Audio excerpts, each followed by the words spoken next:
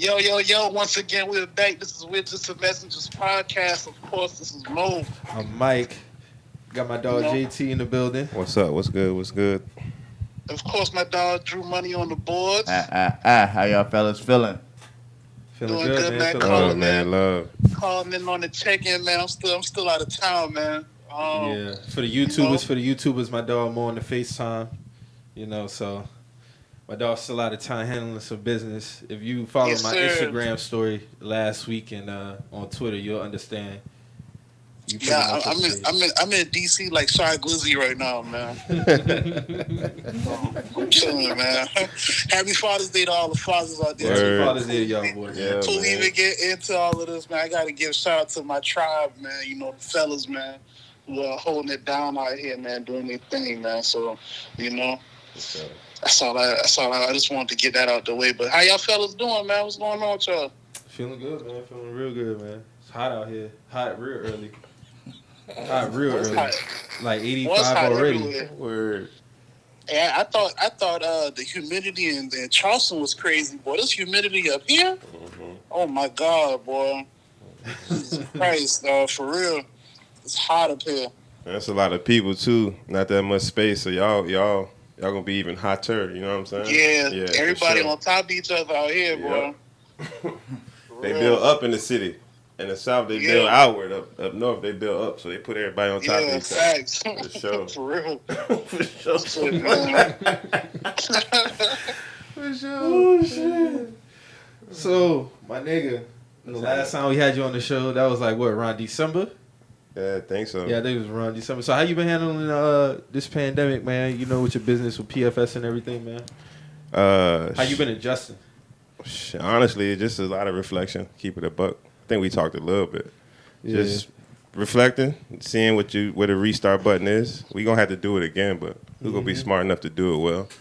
I'm paying attention to how Dave Chappelle did his little event because we still gonna be doing them. You know what I mean? I just think you got to come back with some substance. So you watched that? Absolutely. Well, you watched that too? I ain't watch. I'm really a Dave Chappelle fan like that. No, I watched it. I thought it was pretty dope. Yeah, what y'all thought about it? Shit, I mean, just where he spoke from. Go ahead, Mo. I can't really say it was like a comedy special. It was more like a vent session, man.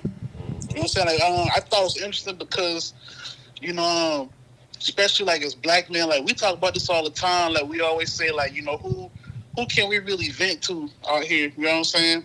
Yeah. I thought it was interesting and kind of unique that he used his own platform, which is the comedy realm or the stage to, really get his rocks off. Like he kind of like correlated how the 8 minutes and 46 seconds, like how that was like he took that personally because he was born at 8:46. You know what I'm saying? So it's like when he look at stuff like that, like he always take it personal because. Of course, that got a lot to do with his life. So, I thought it was pretty dope. Yeah, I peeped it, and I was interested. I was interested that he showed everything. You know what I'm saying? Because a part of that was for people like us. Like, if you're trying to figure out how to get back out here and get to this paper with how you do it, these sort of the precautions you got to take. Like, you got to have the people out here lining this up. You need to get the thermometer, so on and so forth, to handle your business. But in regard to what he was talking about, it was just trill. He's like, how you expect a set of people to follow some rules for so long, and then somebody snapped. Like he gave a story about a cop. Cop started killing some white cops. Like, was taking them out, killed their family and everything. He's like, y'all did this, whether you know it or not. You know what I mean? These are circumstances you backed this man into. So that was Chris Drona he talked about. Yeah, Chris Drona. He was like, yo, what y'all think gonna go down? And like, y'all keep wanting us to ask and you keep wanting to paint these streets, but pretty soon we gonna respond differently every time. And bruh wiped out a good bit of people and another dude wiped out a good bit of people. So he talked about why he didn't go, what was it, to the Grammys, Mo? I think it was Kobe had passed you, like he didn't go because of that. No, he went, but he was saying he was saying because the Chris Joyner had dropped a manifesto like when all the stuff was going down. Yeah. And he mentioned Dave Chappelle as like one of his a genius. He called him a genius. That's what he said. He called him a genius. So like I think it was like the FBI or something. They reached out to him before he landed in LA, and they was like yo, do you need any type of like special security anything, because he mentioned you in the manifesto, and he was like, nah, I mean, I read it. He fuck with me. He don't like y'all. He don't like y'all. He was like, nah, I read it already. He fuck with me. Yeah, do y'all need some help, nigga? Shit. Yeah, he was like, yeah, do y'all need help, nigga? So yeah, I fuck with that. That part had me tripping when he said that. But yeah, I liked it, man. I thought it was pretty dope. Yeah, you enjoy it, man. It's 30 minutes of your time. It's more so about what he talking about, not him trying to really crack jokes. You know what I'm saying? Basically just him talking shit. Yeah, it's up there. Like Mo said, he trying to get his shit off, and you'll be surprised how you feel at the end of watching it. You know what I'm saying? If you watching looking for some ha-ha shit, you ain't gonna get that. But yeah, that's not. You want some substance? That's where he at with it. Yeah, for sure. I mean, I expect that even with the climate the way it is, I really don't expect too many comedians. Or like, if they was to do a special, not really. I mean, depending on who you are, because you do got some comedians who just can't sit and, just talk some real shit and it still be entertaining. You know, they kind of had to be like animated and shit like that. But I saw good things about it. I haven't really had a chance to check it out. Yeah. So, and I'm really a big Dave Chappelle fan, but I recognize his greatness as a comedian. But I did hear a lot of people have great reviews about it, especially with how the country is right now. A lot of people said it was needed for them personally, and it was good for them to basically just chill. Another stand-up that's out there that you should check out is Michael Chi, the brother from Saturday Night Live. Okay, I heard about it. Netflix too. It's called Michael Chi Matters. It's pretty dope too. I'm gonna watch that today. Yeah, it's pretty cool. Gotcha. I heard some reviews on it. It was alright. Yeah. Yeah. I mean, it ain't the best, but I mean, it was cool to me. I liked it. Me and my mom watched it the other day. It was pretty cool. That's what's up. So how do we feel about these? Unfortunately, we had some more,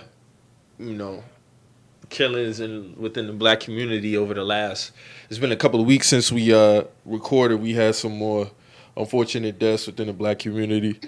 So I don't know how to pronounce that one female from Florida. Her name, I just know her as Toyin. I don't really know how. I think her name is like Nigerian or something like that. If I got that wrong, somebody please correct me. Yeah, but I ain't gonna butcher her name either. I feel. Yeah, I don't want to butcher her name, but I know it. I know they be hashtagging Toyin. Much love to the on queen. On Twitter, they arrested the guy. He actually owned up to his actually him killing her. Word. Stuff like that. Yeah, so they arrested him in Florida. Very unfortunate, man. We had the two trans women who got killed.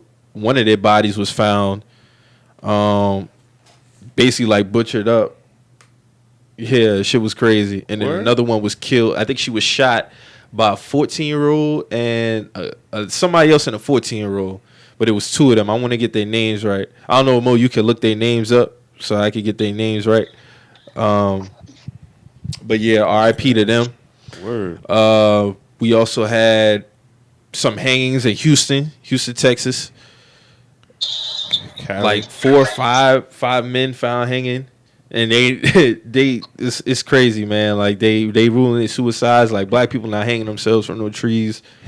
Niggas ain't doing that. Nah, niggas not doing that. Breonna Taylor, her killers are still not have been arrested, still have not been charged. One of the officers got fired, I think Friday.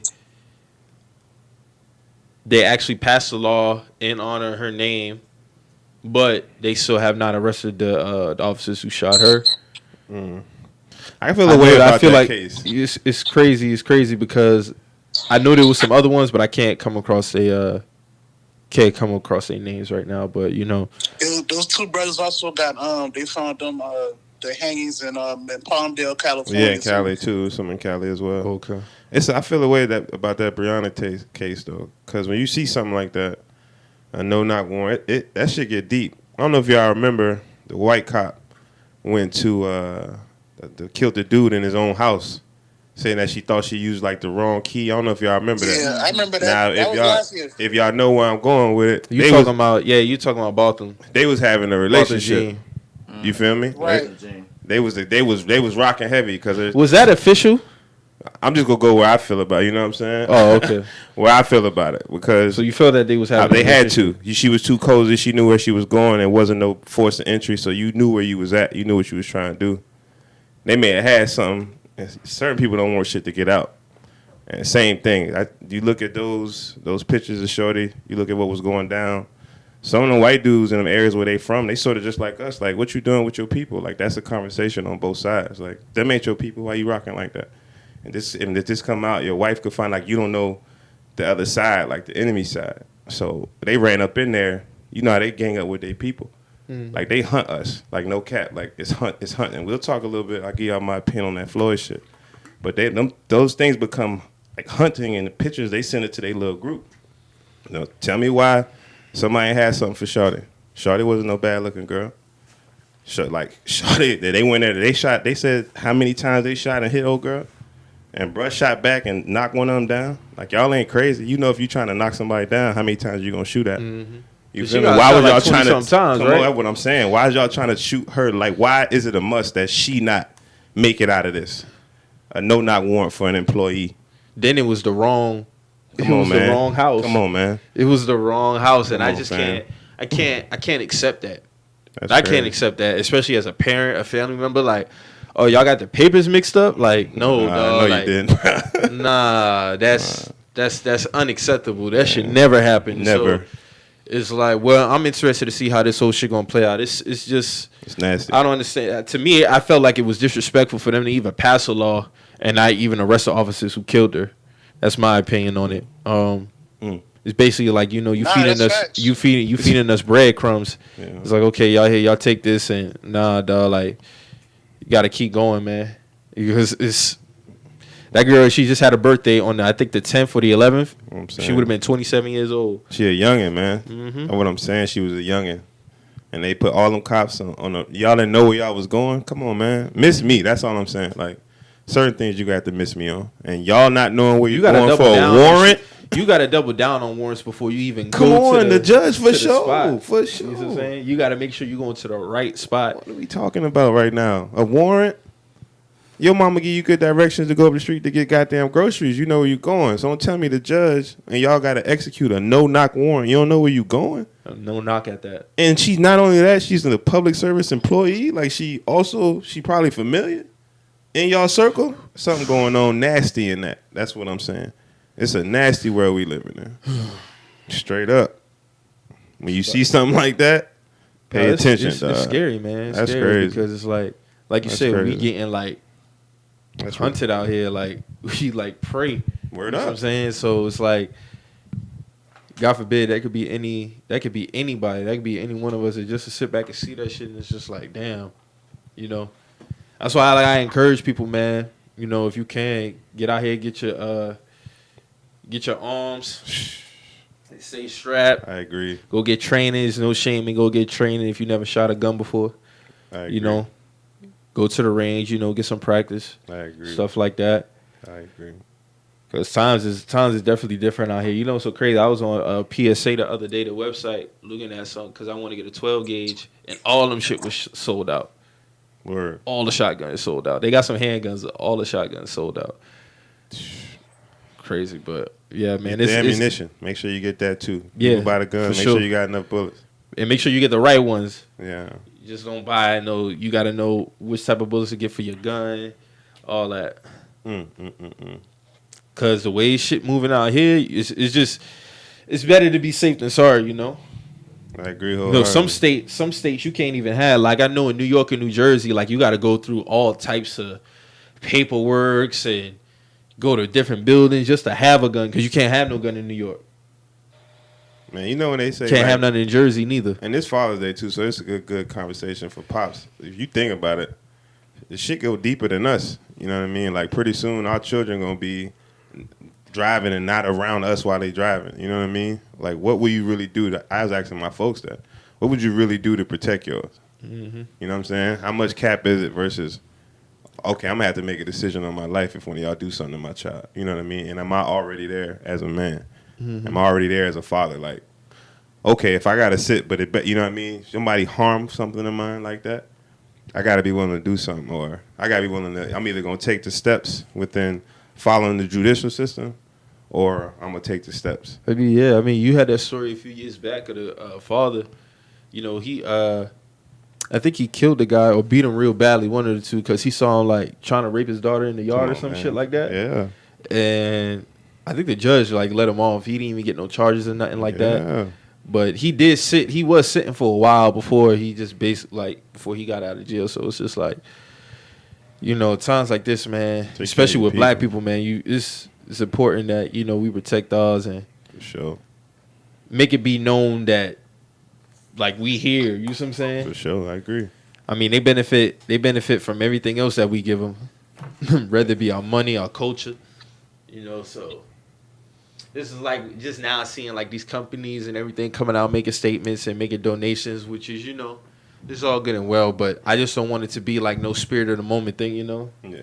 Like, just okay, like, you know, we're gonna do this for about 3 months, 6 months. Like, this need to be like something that's cemented within society. Forever. Not something that's just like, okay, temporary fix and okay, we're gonna do this to shut them up. Like, how genuine are you with your movement, with your donation, with your work? Like, I saw the guy who went off on a rant yesterday. I don't know where it was at, on the lady for the school board, and she was like sitting there online shopping and shit. Online shopping, yeah. The dog called her out, like, but that's America in a nutshell when it comes to black people.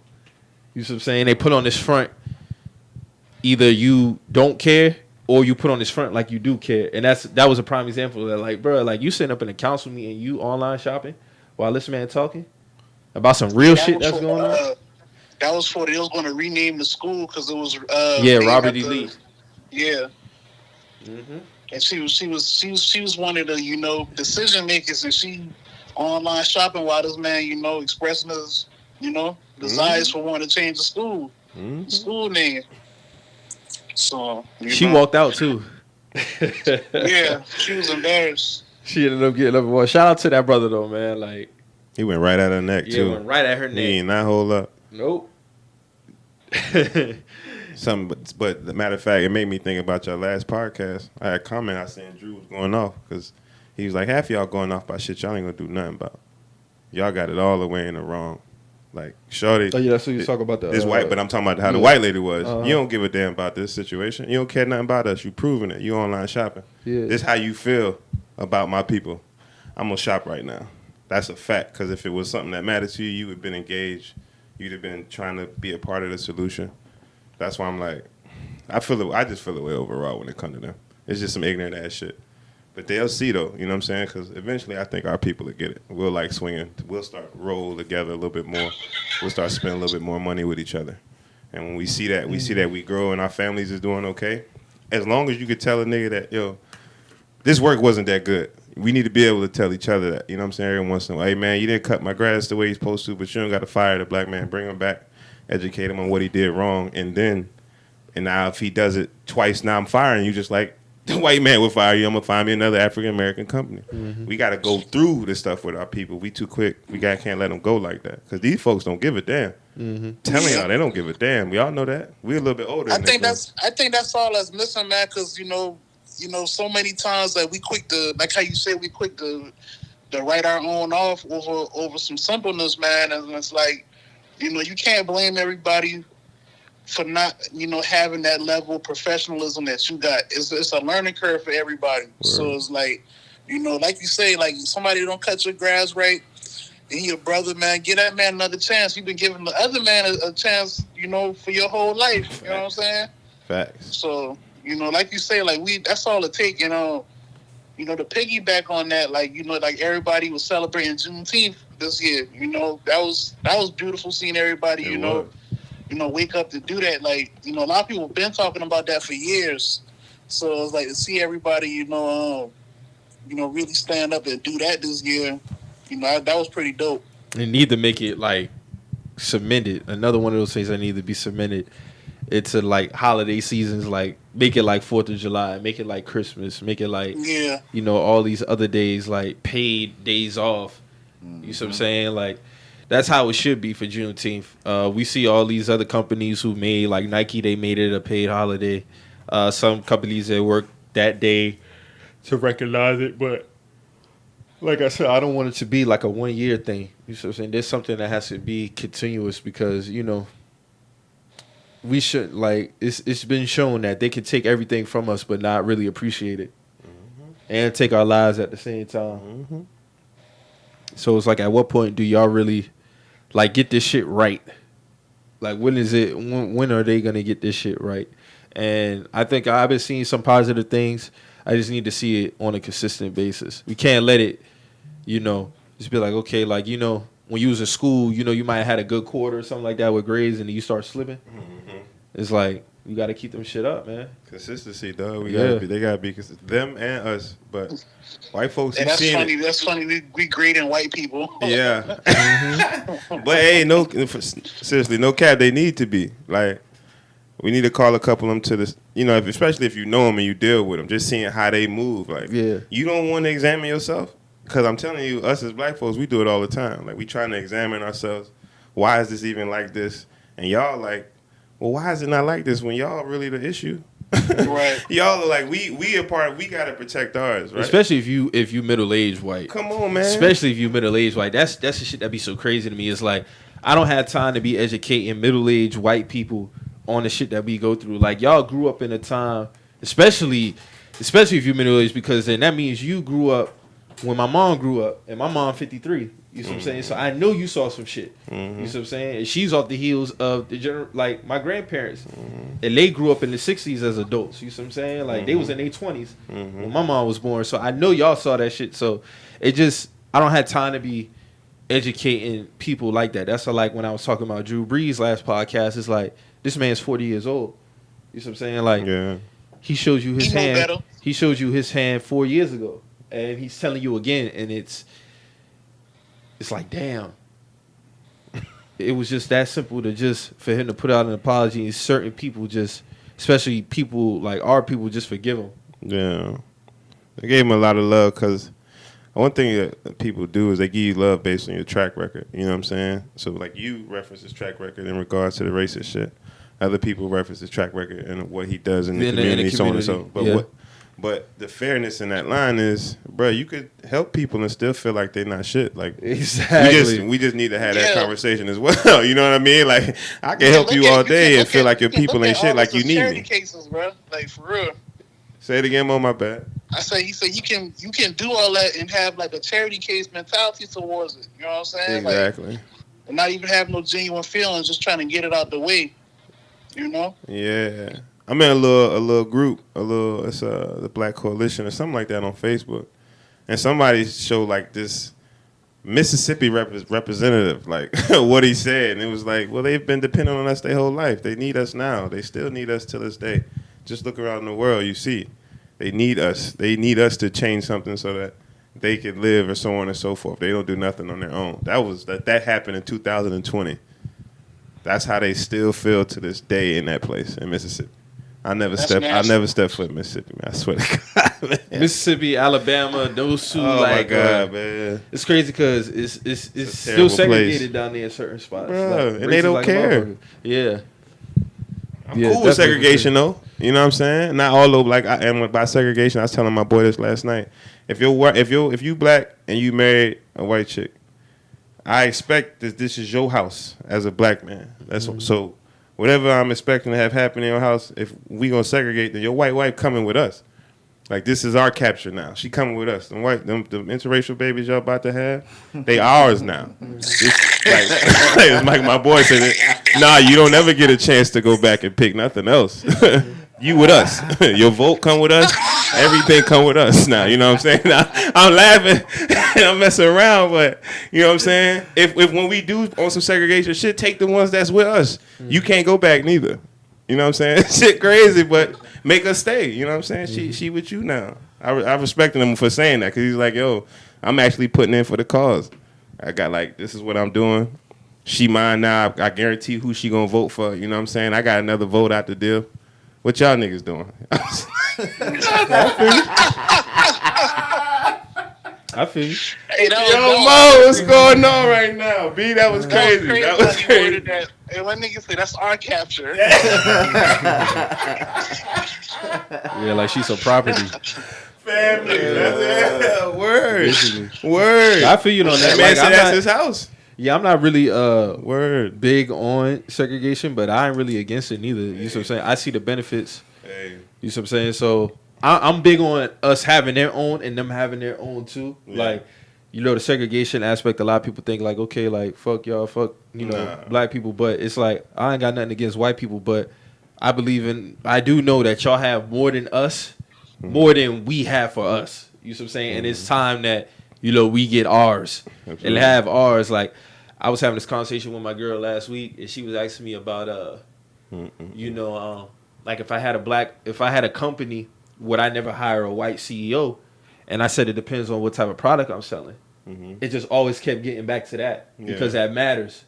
Like if I sell a phone, of course I would care about reviews from whoever because I'm selling a phone to all types of everybody uses a phone. Yeah. But this podcast, I give a fuck what a white person say about this podcast. Yeah. Because it's not for y'all. Yeah. So it's all depending on what your product and what you sell. Would I like to see more black people head of certain companies? Yeah, of course, but I'm not saying it's an obligation. You know what I'm saying? Like, there's no way a white person should be running BET. There's no way a white person should be running BET. Yeah. Like when it comes to like cultural Like shit, if it's a white person that I know and I know Yeah. and I know that if something was to happen to me and I'd be like, okay, he knows how I would want to run this operation, how I want my company ran, I probably would let him run it. But if there's a black person more qualified, I'm gonna pick the black person before I pick him. Absolutely. 100% sure. Absolutely. I'm always gonna give my people the chance first, but it's always gonna go back to what type of product are you selling. Like, I don't believe when it comes to our culture that a white person should be running it, because I don't have no quarrels about them when it come to their shit. I'm not gonna be complaining about What's some white shit? That's Anybody know what that is? Exactly. What's white so, shit? I'll even use this, even though we started. I'll just country music, for example. Not saying that there's probably not black country music artists. Okay. But from what I see, majority of them be white. Yeah. So me personally wouldn't be complaining if somebody had a record company that's within country music and white people chose to run it. I'm not gonna complain about that. Like rap, hip hop, R&B, shit like that. Yeah. That's mainly like known to be our shit. Yeah. You know what I'm saying? So I'm gonna care about that more than I care about country music. Again, I'm just using country music as an example. Yeah. So I'm saying, because we started all this music shit anyway. That's what I said. Word. But when it comes to like what we own this on the most is the rap, the hip hop, the R&B, shit like that. So it's like I do care about shit like that. So when you have companies like BET who's ran by a white person and they're not responsible with their platform, in my opinion.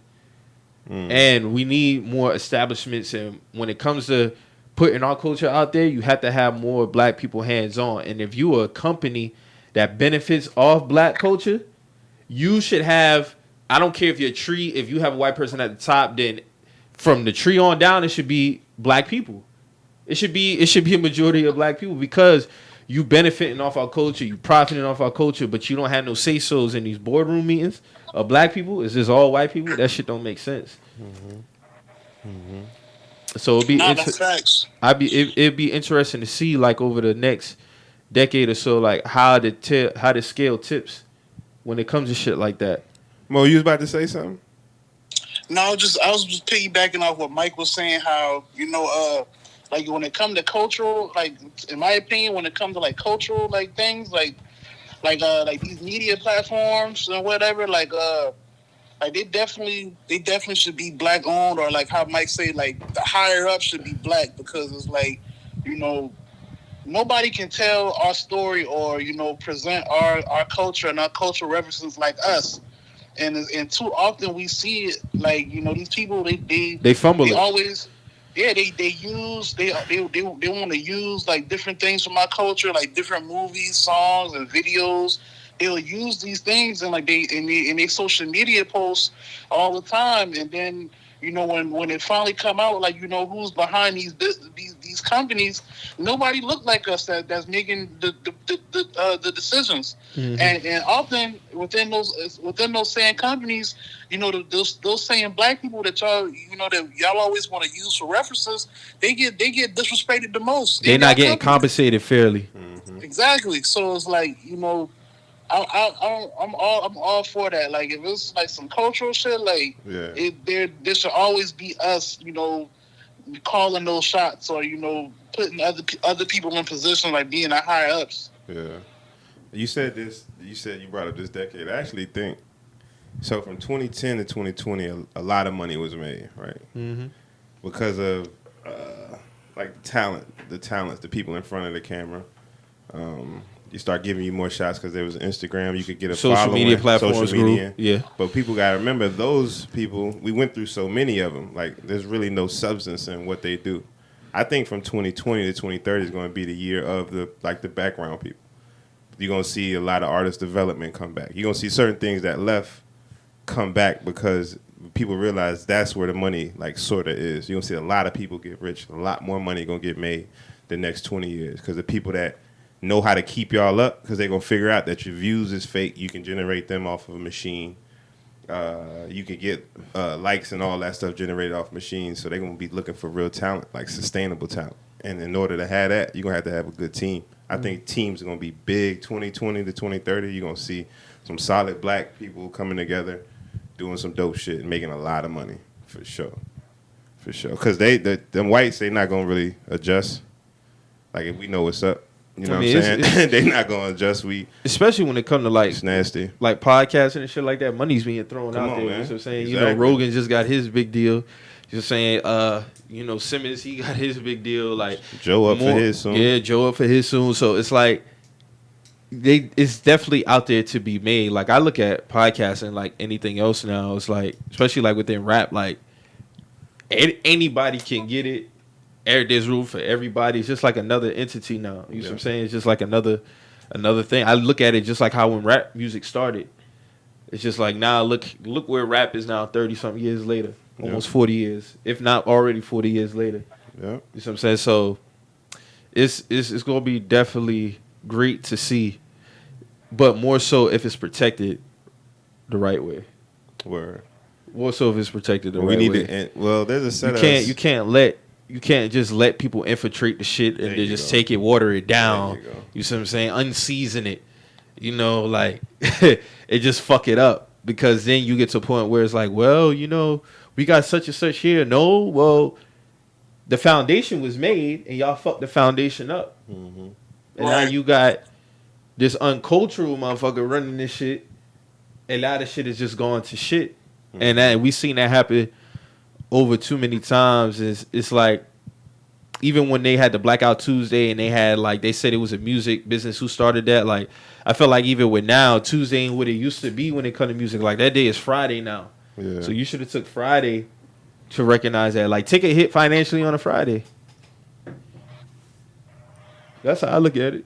Or let these kids record their goddamn music. They took an L. Like, they took an L. The music industry took an L when tech kids came out and figured out about streaming and all that. Mm-hmm. And they spent 10 years trying to figure out how to get it back. So they made Apple bigger. They made Spotify bigger. They made all these companies.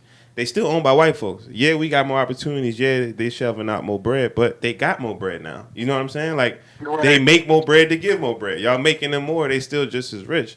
The game, I'm telling you, it's a filthy one. It's like, cats got to build within. Like, I respect, like, the Rockefellers. Like, when you think back, Master P's, like, them cats, they really did that shit black. You know what I mean? They did it black all the way through. And I'm going to sell these joints out the trunk of my car, whatever, because I'm not worried about the opinions of nobody. This is exactly what that man is doing to us. You know what I'm saying? Mm-hmm. That's what P said. They doing the exact same thing. You just got to go to Best Buy to buy it because he got a friend that run the Best Buy Corporation. Me, I got a friend that owned the used car lot. So this car that I bought from my partner, I'm selling out the, you know what I'm saying? Like, that's literally the layup. And then we get on and we take care of our people. Like, we just got to really start taking care of our people. They wilding over there. Mm-hmm. And we getting ready to knock on the California door. I know we getting ready to go into some wild shit. It's wild out here. Especially with this pandemic going on. Man. So, cases are spiking up in Florida, I see, and You know, it's like this year alone is just for it to only be 6 months. Like, Yeah, 2020 is crazy. yeah, This has probably been wild. the We didn't even most get into the second half. It's probably been the most eventful 6-month run I've ever seen since I've been alive. Like, Somebody told me this shit a Netflix man. special. Somebody said 2020 is a real live Netflix special. And we all on it, right? Bro, it's now. going to be a lot of documentaries on this shit in 2030, 2040. on, Yeah, for sure. We got the world trying to take down the evil empire president. Come on, man. This shit's a joke. It's just a joke. Oh, for real. What's This shit is going crazy, on right now, man. So, like, even speaking about that, so, like, you know, this election year, so do you see any, what's your opinion on, well, let me ask you, what laws would you like to see changed, and, you know, do you see Trump having another 4 years? You want me or Mo? Either one? Yeah. Shit, I'm going to keep it a buck with y'all. I was telling my mother this. Trump, I know we all, you know, COVID and everybody feels about it. It might be a little controversial, but what Trump is doing is like, we're going to wind up following suit. And it sounds crazy, but he just had his rally in Tulsa. Pissed off a lot of people, but we all talking about it. Trump trying to get votes. He got them people signing waivers to come see him in public because the Democrats are going to have a rally as well. And they fans going to have to go somewhere as well. So what are y'all willing to do? And Trump is saying they're not willing to do what I'm willing to do. I'm willing to kill off some people for these votes. I'm not saying that the Democrats have to, but what's going to be their plan? Are they going to book the Jacksonville Jaguar Stadium and social distance everybody so that they can still do it? Are they going to put implements in where they test everyone with the thermometers and bring in masks? Like, what are we going to do? Because he already starting his race, and he's starting his race the way we normally would, with a bunch of people around. So he getting them generated. You need human interaction to get people inspired to vote. We trying to inspire niggas through phones, such and such. Trump got them rallying up, getting together, killing themselves for him. That sound like somebody that's he trying to get a vote. He like going in to get a vote. He gonna go other places. Them folks gonna go out there, and then we gonna hear the Democrats. And we be like, well, what the Democrats gonna do? Whatever you voting for. If you voting for Biden, if you not voting for whatever you stand on, what are you gonna do? Because you still gotta deal with COVID wherever you go. You feel me? I ain't talking about be ignorant or be smart, but how are you gonna be safe and still get your job done? Because we gotta go vote. We gonna stand 6 feet apart in the lines if we don't go vote. Like I just did that when I went vote for the primary. Come on, man, what we doing? So what steps are we going to? He already told you what time he on. I got the rest of this time all the way up to November to run my race. I don't care what nobody say. There is no COVID. This is Trump. There is no COVID. I'm gonna hold this Bible. I'm gonna wild out. But the people that rolling with me, they gonna come cast that vote.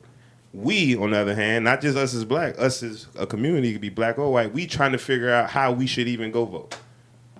Where the steps at? Well, all right, well, you stand there. This person don't do this. I'm not saying that it's a wrong or right thing. I'm saying Trump moving like somebody trying to win something.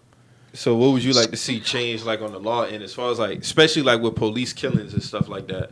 Me, personally, I feel like, you know, it should be more disciplinary actions, like, you know, hitting their pockets, no chance at a rehire, shit like that. Oh, you talking about the cops? Yeah. Oh, we talked about this, yeah, for sure. Yeah, because this shit right here is getting ridiculous. Like, I thought we talked about age limit. I thought we said age limit, I think, is a thing I would I like thought to you see. brought up age limit, but to limit. me, I didn't think age limit was really too much of a big thing, but I can understand why you would say age limit. I just think with age and experience. What you think about the age limit point, JT? Where that come from? Age come with experience, like all of us. Y'all niggas don't talk the same way y'all did when y'all was 21. So that means y'all went outside and had more experiences. Y'all realize what's more important. You know why you wake up at 5 to go to work now. You're not tired of waking up at 5. You see what I'm saying? That's a total different mentality. So that comes with, you know, it doesn't just come with age. It comes with experience. But I feel like the latter officers, some of the older officers, they like, man, I ain't really trying to do that. I got a kid myself. They may not even like the black person, but they can at least resonate with the fact that they have children. You see what I'm saying? If you're a little bit older. I'm not saying there's no guarantee, but I think age limit, I like your idea. I don't know if you said it in regards to the years. Yeah, there was the 15. The 15 years you're supposed to get that. I think training. I honestly think that the training, you got to put somebody. It's obviously lackluster. You got like. It's obviously like they bullshitting with that. Come on, man. The academy is a fucking joke. You got to understand, you taking somebody's life. This our life, we breathing. If one of us don't come back and they not kill, respawning, dog. Come on, man. What are we talking about? Y'all training should be if it's not a year, you know what I mean? 2 years, like how they do the military cats. Them dudes go away, then they got to go to AIT, If they don't pass a particular way of AIT, they got to go back. You know what I'm saying? It Like should be they that. making sure you understand what you protecting, what you here to do. These cats are scared of us. The police scared of us. That's what they saying. They're fearful of us. They scared of us, and we being punished for them being scared Exactly. of us. That's some. I just saw the that's Supreme nasty. Court. They rejected some cases to challenge qualified immunity because that's the thing that protects the cops. So I always say, like, I guarantee if you was to remove something like that, or they had penalty towards their pension, or fucking just take their pension for doing this shit, they'll think twice before pulling that trigger. Because there's a lot of them just pulling the trigger and be like, oh shit, I'm good. I know it's like crazy to say that, but they really do have that mentality. It's like they have nothing to worry about. None. It's like you knew as a kid, if you did something, your parents told you, hey, if you do this, this is gonna happen, and you thought about it twice before you did that shit because okay, well, I'll get my PlayStation or whatever it may be taken away if I do this shit. Mm-hmm. And the police don't have nothing that's getting taken away from them. Mm-mm. Nothing. They taking a lot from us. Fuck the job. I say hit their pension. That's the most critical thing. And no chance at a rehire. And then even on top, if you get the 15 years, you still got to face the other charges. I ain't even talking about the other charges that you got to go up against. Sit on the court like us. Like, they was complaining, the cops was boycotting because they don't feel like they people getting a fair shake. We ain't never got no fair shake. So when we go to court, it's guilty until proven that's innocent. We came over here on the so boats. let that man be guilty until proven innocent. Like, that's what I want them to deal with. Like, when everybody shun you because of this, that, and the fifth, let you go to do that and deal with that mentally. Because that break you down. That's a part of the game, too.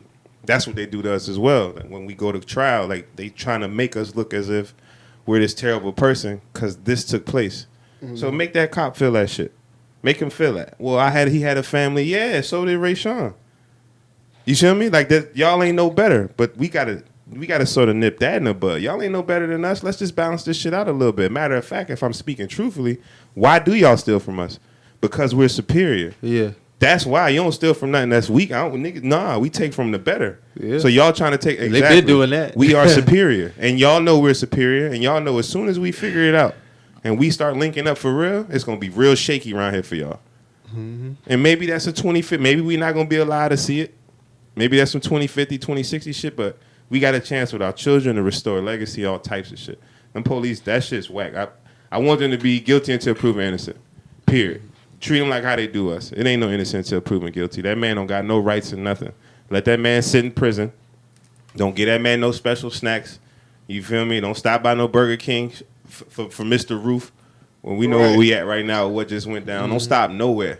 You know what I'm saying? Treat them just like the mud you attempt to treat us. And that'll be a start. Yeah. That'll just be a start. Yeah. You feel me? Nah, that's not going down. Because they know that. Them Karens ain't letting that happen. Y'all already know. If Karen see her son get beat up on the internet, Karen going to the city hall. Karen gonna get that man fired. That's what Karen gonna get done. Yeah, like it got steps got to be done. And like I said, when it comes to like these people in position of power, of course it's the white people, so they have to be the ones that have the change of heart. They have to be the ones to look at some shit, review some shit, be like, okay, this shit here is not right. Like, you got to do it. But honestly, man, like, with this shit being taught the way it's taught, I hope we have through time more white people who are not racist, who teaching their kids the right thing, because a lot of motherfuckers who's born like 1930s, 40s, they on their way out anyway. Mm-hmm. Them the ones who really put a lot of this shit into motion anyway. Mm-hmm. Put a lot of these laws in place, a lot of these stipulations on certain shit. So I just hope we have a generational shift, basically, when it comes to this way of life, because this shit out here is just, it's crazy. I saw this picture the other day that I had from like 1920 and 2020. It was like a black man was hung today, and it is crazy. That was 100 years ago, and it's still, the flag was basically like the same shit outside of a store somewhere, saying the same thing from 1920 and 2020. You know what I'm saying? Like, that shit is just is wild that we still have to get out here and deal with shit like that. But as far as like I mean, like I said, I think voting is very important. I'm not the one to really do the lesser evil things. Like, I think I said I might vote for Biden. I might not. I might just go up there and just vote all local shit and skip the fucking president. I might not even vote for the president. But I don't know. I'll make that decision when that time comes. But I do feel like it's time to get his ass up out of there, 100%. So, you know, we'll see how shit gets shaken around November. Of course, you know, a lot of people probably not gonna go to the voting booths. They're gonna do probably like voting off their phone. I know it's a particular word for it. I can't think of the word right now. You know, a lot of people have been thinking about. They don't do that shit. Vote from their phone. A lot of people did it for the primaries. They went ahead and sending their votes via their phone and shit like that. But I ain't really with that shit. I want to actually go up there and do my shit. Anything can happen on the phone. You see what I'm saying? They ain't get it or, you know, some faulty bullshit. What they said about TikTok, right? About the app TikTok and the Asian community? Mm-mm. Oh, okay. Well, about how invasive TikTok is and what it does, that's the thing. And it's built by another set of people. And then in the news, something came out from somebody that was in Trump's office that Trump asking Hong Kong or whatever for help with the presidency. So keep that in mind if they start to let us vote from our phone. Think about TikTok. I ain't talking about nothing I made up. Think about what they said about TikTok, how invasive it is, such and such, what community built it, and then think about the story of Trump and his folks asking for assistance. I mean, everything is, when it comes to the phones now, man, they doing everything with phones. Like, I just saw this update. They got, like, this Corona, this little switch that you could turn on your health shit. Like, if you go to settings, privacy, and health, like, they got, like, this little thing at the top for, like, COVID-19, and, like, it can, like, help you detect if you got any type of symptoms or some shit like that. Out here, B. And I was like, man, I ain't turning that shit on. I think it was off the recent update. How do your phone detect Corona symptoms? Come on. Like, that's wild to me. Like, come on, bro. You know what's happening, like, bro. I got the set by, if you go to settings, privacy, health, or something, I think those are the steps. And you go and you see it across the top. If you updated your phone, you'll see that shit at the top. That shit is crazy. So it's like, with phones and, you know, artificial intelligence growing year by year, ain't no telling, like, what we'll see in 3 years, 5 years, 8 years. You see what I'm saying? So before we even touch down in 2030. But, you know, hey, man, I'm just ready for all this shit to... Shit got to change, man. Shit definitely got to change. You saw the Fly Bloods, right? Nah, I ain't get a chance to check it out. You ain't see your shit yet? What's up? We'll talk about that. That out, man. Real good movie, man. It was? Check that out, man. That's a movie of the year so far, bro. Word? Yeah, so okay, you got me. Y'all got me. I'm in. Yeah, I sure watch it. Delroy Lindo, that's his name? Mm-hmm. It's a movie or a series? No, it's a movie. It's a movie. Oh, okay. Yeah, it's about these Black Vietnam vets. They go back to get this gold that they buried. Okay. Back during the Vietnam War and shit like that. So, you know, it's directed by Spike Lee too. Okay. So Spike, you know, Spike when it comes to visuals. Yeah, it's crazy. Yeah, it's crazy. Sure. They went to get the gold and they went to retrieve their partner body. Yeah, they partner body who died. Word. Yeah. That sounds good. Mm-hmm. It's a trailer. See what's up with that. Real good movie. Yeah. What's Y'all good? peep that J. Cole and Old Girl battle? I've seen that. I seen some of the information on that. Yeah, man. Little gender war on the TL, man. It turned into that, but that's what it turned into. Somebody had a pretty good opinion on J. Cole. Like he said, like, yo, I'm just a rapper. Like, I could be wrong sometime. Like, Shorty probably was right. Like, I heard someone that was the opinion on it. Like, she took it that way. But some people, like, we probably looked too far on what J. Cole was saying. J. Cole, he was like, oh, I wasn't out there and I went out there. Like, she probably inspired him to get out there because he said, I'm just a rapper. Mm-hmm. My fans may have taken me here, but you know what I mean? I'm learning this shit. You know what I mean? I'm learning myself. It was just the canceling aspect of J. Cole that was funny to me. Oh, they try to get rid of J. Cole? Yeah, man. Niggas ain't get rid of J. Cole. Imagine niggas that listen to Nicki Minaj telling me to cancel J. Cole. Yeah. That's where I was at with it. I'm like, they was trying to get Kendrick Lamar out of here too. Kendrick quiet. I'm like, how Kendrick get caught up in this? But I guess he was catching strays. That boy. But he caught strays. But you remember when Humble first came out, they tried to cancel him. Yeah, they tried to kill him. They tried to kill him for that. What? Why is it Humble? How was Humble the straw that breaks y'all back for Kendrick Lamar? Mm-hmm. I still fuck with that song, to be honest with you. So they were saying he was being misogynistic in that song, and I'm like, what? It's a lot of words that people misuse on social media. I think so far for the year 2020, gaslighting has been the MVP of words. Because people use that shit in every damn tweet now. I was just like, man, y'all sure know how to use a word. Well, y'all found out a new word, but y'all use that motherfucker all the time. For real. I heard Roy say gaslighting on the last podcast like 3 times. I'm like, God damn. Niggas use a gaslight in the head for everything now. It's just like they got him a new one. It's crazy, man. They always come up with a new word, but it's like even with the J. Cole and Noname chick, it was just like I didn't even listen to the song. I gave this shit no spraying. I didn't want to. I had no interest in even spinning that shit. I read the lyrics and right out the gates. You was done with it? I was done with it. When I read the first two lines, I was no play in this whip, brother. Nah, that shit ain't getting no play out here, man. They do the boy. I'm not fucking with that shit, man, because it turned into something that even had to be like it's like, oh, he disrespected women. He don't care about black women, and then you had some women who was like, they was for J. Cole, but then they was contradicting themselves. Like, I don't know, man. This shit was just wild. It started. Hold on, wait. It started. So he dropped the song. He dropped the song like on Friday or Thursday. Okay. Yeah, tell me more about this. And it's called Snow on the Bluff. Okay. And basically, just talking about teaching us instead of Yeah. I'm with you. Like shitting on us type shit. And some women turned it into this, oh, we ain't supposed to be teaching you, and you supposed to already know this type of shit, and women always got to be the ones to do this, that, and the third. You know who most most valuable women in a man's life is? In some situations, their mom, but the grandmother. Mm-hmm. These women need to, not these, but whoever y'all are, y'all need to look at your grandmother. Most cats' grandmothers are OGs both ways. You supposed to teach this man because he don't know. Like, that's why cats' mamas is so lit. Like, our mom teaches what we don't know. I asked a girl, at what age is a man supposed to know the struggles that women go through? Because there might be some men who genuinely don't know what it's like. Like, they might see, but they really don't know the ins and outs of it. Yeah, really comprehend it. Yeah, comprehend it. And she was like, in his teenage years. And I can tell you right now, I'd be fucked up because I didn't know that in my teenage years. I might have saw it, but I didn't have a complete understanding of it until I got in my 20s. Listen. Everybody in this room involved in this episode would be fucked up because nobody at a teenage youth can really process anything outside their own life. You feel me? Mm-hmm. So it's like for you to tell me, that I'm supposed to know everything that embodies a woman and what they supposed to go through, and and I'm not saying that's not valid, and that's supposed to know this stuff, but to say that we supposed to know this in our teenage years, that's ignorant. That's kind of criminal, man. Yeah. Like how, you know what I'm saying?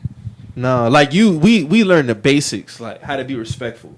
You know what I'm saying? Off the rip, being respectful, like open doors for females, or like do shit like that. But as far as like the struggles, like me at 15, 16, like you don't even think about that shit. I couldn't even think about nothing like that. Women in the workforce, how they get treated in the workforce, stuff like that. Like health-wise, healthcare-wise, shit like that. You know what I'm saying? Like, right, yes. I don't have no understanding of what they deal with healthcare-wise. Yes, absolutely. You know what I'm saying? Like, my mom didn't even have the need to tell me stuff like that. And neither do they. That's the biggest point of all of it. On the opposite side, they don't know what the hell we got going on either. Mm-hmm. Because it's literally damn possible. Like, it's just not going to take place. I think it just has to come to an understanding. And it's like, even when I had this conversation with my girls sometimes, it's like, I know as a male and as a black man, there's some things I can never understand her as a black woman that she's going to go through. Whether it be health-wise, what she deals with professionally, and vice versa. Mm-hmm. You know what I'm saying? So it just has to get to an understanding, and it's like this gender war I've been seeing on the TL has just been unnecessary because it's like we already going through enough. Like who's to have a one up on this, that, and the third about who going through this or who going through that? You know what I'm saying? Love is missing, bro. That's why people get divorces. That's why all that shit. Because there's no like when you say understanding that I can think differently from you. That's the understanding that we need to have. And you do not have to hate me or I'm not woman bashing because I don't think about it. Y'all not gonna see eye to eye on certain things. Don't bring it up no more. I don't think that's good, but I'm with you for the time. Sometimes I feel like in your relationship, or you just talking about? I mean, not more so the relationship. Okay. Relationship because you deal with that person every day, but. Within certain things, shit don't go away, Mike. Yeah, shit it could don't worse. Go away, so be careful with that one. I'm just saying, like, as far as like having a conversation, as far as like differences of what the struggles that somebody might go through, having an understanding on that. Yeah. Not the feuding of okay, I go through this, so you go through that, but mine is worse. Worse, yeah. That's what I'm talking about. Yeah, you know what I'm saying? You. Like the middle ground. Mine is worse. Like each gender has things that others benefit from that the other one can't. Yeah. That's just how it is. We should learn to use each other for that. Like, we should work together. Exactly. We should work together. You feel me? Just like that. Boom. Within that conflict, is the answer is right there. You know, those are weaknesses that, you know, we could build off one another for. Exactly. But it's like we ain't figured that out yet. We sure some have. of us figured it out, but we outnumbered. Yep. You feel me? Yep. So even for this like crazy shit, like I remember one time my girl went and picked up some fruit from a Mexican restaurant, and she ain't had to pay for that shit. Yeah. If I go in there and go get that shit, I'm paying full price for that shit. For full price. But you know what I'm saying? That goes back to yeah. You know what I'm saying? Like little shit like that. It's just like, you know, at the end of the day, we have to learn how to work together and just have an understanding on certain shit. Like, okay, I know that she's gonna go through this, so I'm gonna be a little bit more sensitive when it comes to that. Even with males, like it's stuff that, especially with us as men, black men, that we go through, that we don't from the world get an understanding on, because this is how we came into the world. We wasn't supposed to have no understanding. It was just like, okay, nigga, this is how it is. You know what I'm saying? Yeah. Like as time goes on, I think if we start having more of these conversations, especially with the opposite sex, we don't have to have these feuds on the TL and all this back and forth with it. Me personally, I'm not doing no back and forth on the TL. Like, I love y'all black women. I'm not. All of you. White women could care less. Yeah. Black women all day. I'm not about to be feuding with no black women on the timeline, especially at times like this, because it's unnecessary. And what's the end goal? What are we doing? Just to say that you want an argument, I want an argument. So, well, I think with the dudes in this room, I think that as we get older, you actually begin to talk less when you start peeping what leadership is, like inside your house. Like, it's their job to do that. Like, men, believe it or not, we spend a lot of time serving. Like, we serve our family. Like, we serve our old lady. 100%. We serve a lot of people. That's literally what makes you king. Mm-hmm. That makes you king, not the rest of it. You the one that do the grunt work. You the one that make it shake around here. So when it come to that, that's why we demand certain things that we demand from women. Like, because I'm the one that's going to do the things you not going to do. You know why? Because every time we talk, all you tell me is what you not going to do. But I love you enough to say I'm going to let her be that way, because I'm the king around this bitch. This is what I do. I take care of mine. You'll see as you age even more, her what the things that she got to say to you, while she may even be right in. It ultimately won't matter, because you know, you going to get back to a point, and we talk about this. All our show didn't went off on us before. Yeah. But then she send you this long text message about how you the trillist, or how you never turned her back because she done went through an experience with her homegirl or something. You see what I'm saying? Because her homegirl she don't really got you like I got you. You just don't know what this type of loyalty and type of leadership look like. Yeah. You want me to go back and forth with you all day. You want that to happen because you don't know what it's like to be real. Yeah. You feel what I'm saying? It's just king. That's why you feel that way. That's why you're not even going to rebut, because you own some king shit. The cats that's doing that on the TL, the dudes that they talking about, those girls are never going to have another experience, because that's the dudes that they dealing with. They ain't even smart enough to look beyond the type of, like, this nigga's just not a leader at all. Like, he not really moving nothing around me. You feel me? That's why you get the respect in your house that you want. Mm-hmm. You feel me? Like, that's the shake. Because like you said, like, as you get older, you start to, like, really just fall back on certain shit. Like, even when I look at my timeline now, it's just like, damn, it's not even worth it. You know what I'm saying? Yeah. Like, it's just what's going on? Exactly. It's not worth it. And it's like what is especially when it comes to conversations like that amongst us. Come on. What are we getting from this? Yeah, what are we getting from like, this? How do we build off of this? Like, Hey, that's what jokes. Insert jokes now, Mo. Like, now me, I'm not a joke. I don't joke that much, but now I see why niggas start laughing at niggas. Like, it took this for me to see. Oh, I see why they laugh at y'all for this reason right here. Because there's no result, and you talking this silly ass shit. Yeah, like somebody had retweet, because I was like, they breaking down Black Lives Matter in the sections.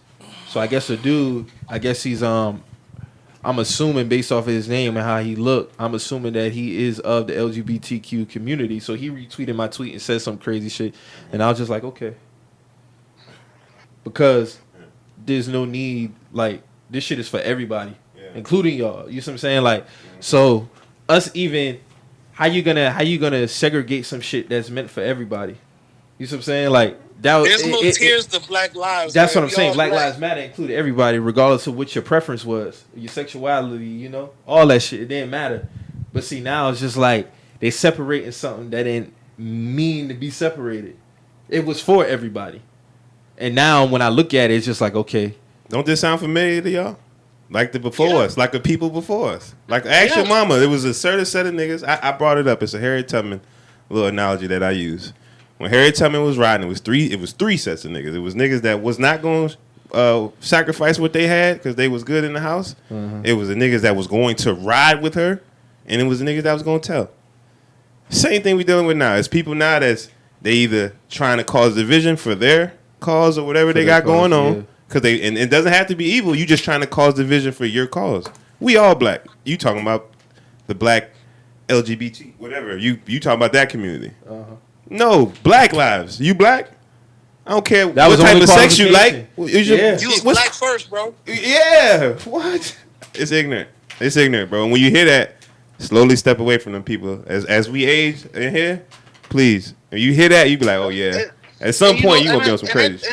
And I'm glad we all on the same page because it's like, in no way, shape, or form is it against anyone's preference at all. It's like, bro, like, we doing unnecessary dividing, man. Like, you know what I'm saying? Like, you who you are.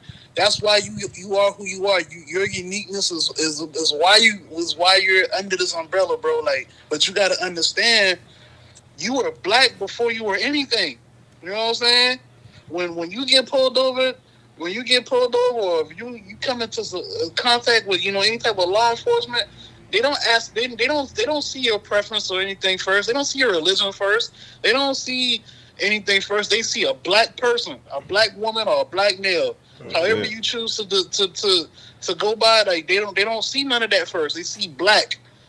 You feel me? I feel you. So it's like all of this dividing, man. Like I never was with that, man. Like, like that's not like no knock on nobody, bro. Like we all black. Just fuck. All of us. Word. Facts. All of us. Yeah, it was just so like even now it just and J. Cole and that girl moment on Twitter was one of those things where I just sat back and just like watch it. Yeah. Just watch it. Just watch a lot of shit. I just sit back and just watch, especially if it's amongst us because there's no need. There's no purpose. We ain't getting nowhere. It's just like it is what it is. So I think if more of us start to have an understanding, and like I see some women on the TL who do you have of course the feminist side. And then you have the other ones who basically they understand it on the male aspect of what we go through. Yeah. But they get called pick-me's. So if you have a black woman on the TL who basically siding with the black man on certain things that are actual factuals, they get called, oh, I hope he choose you. Yeah.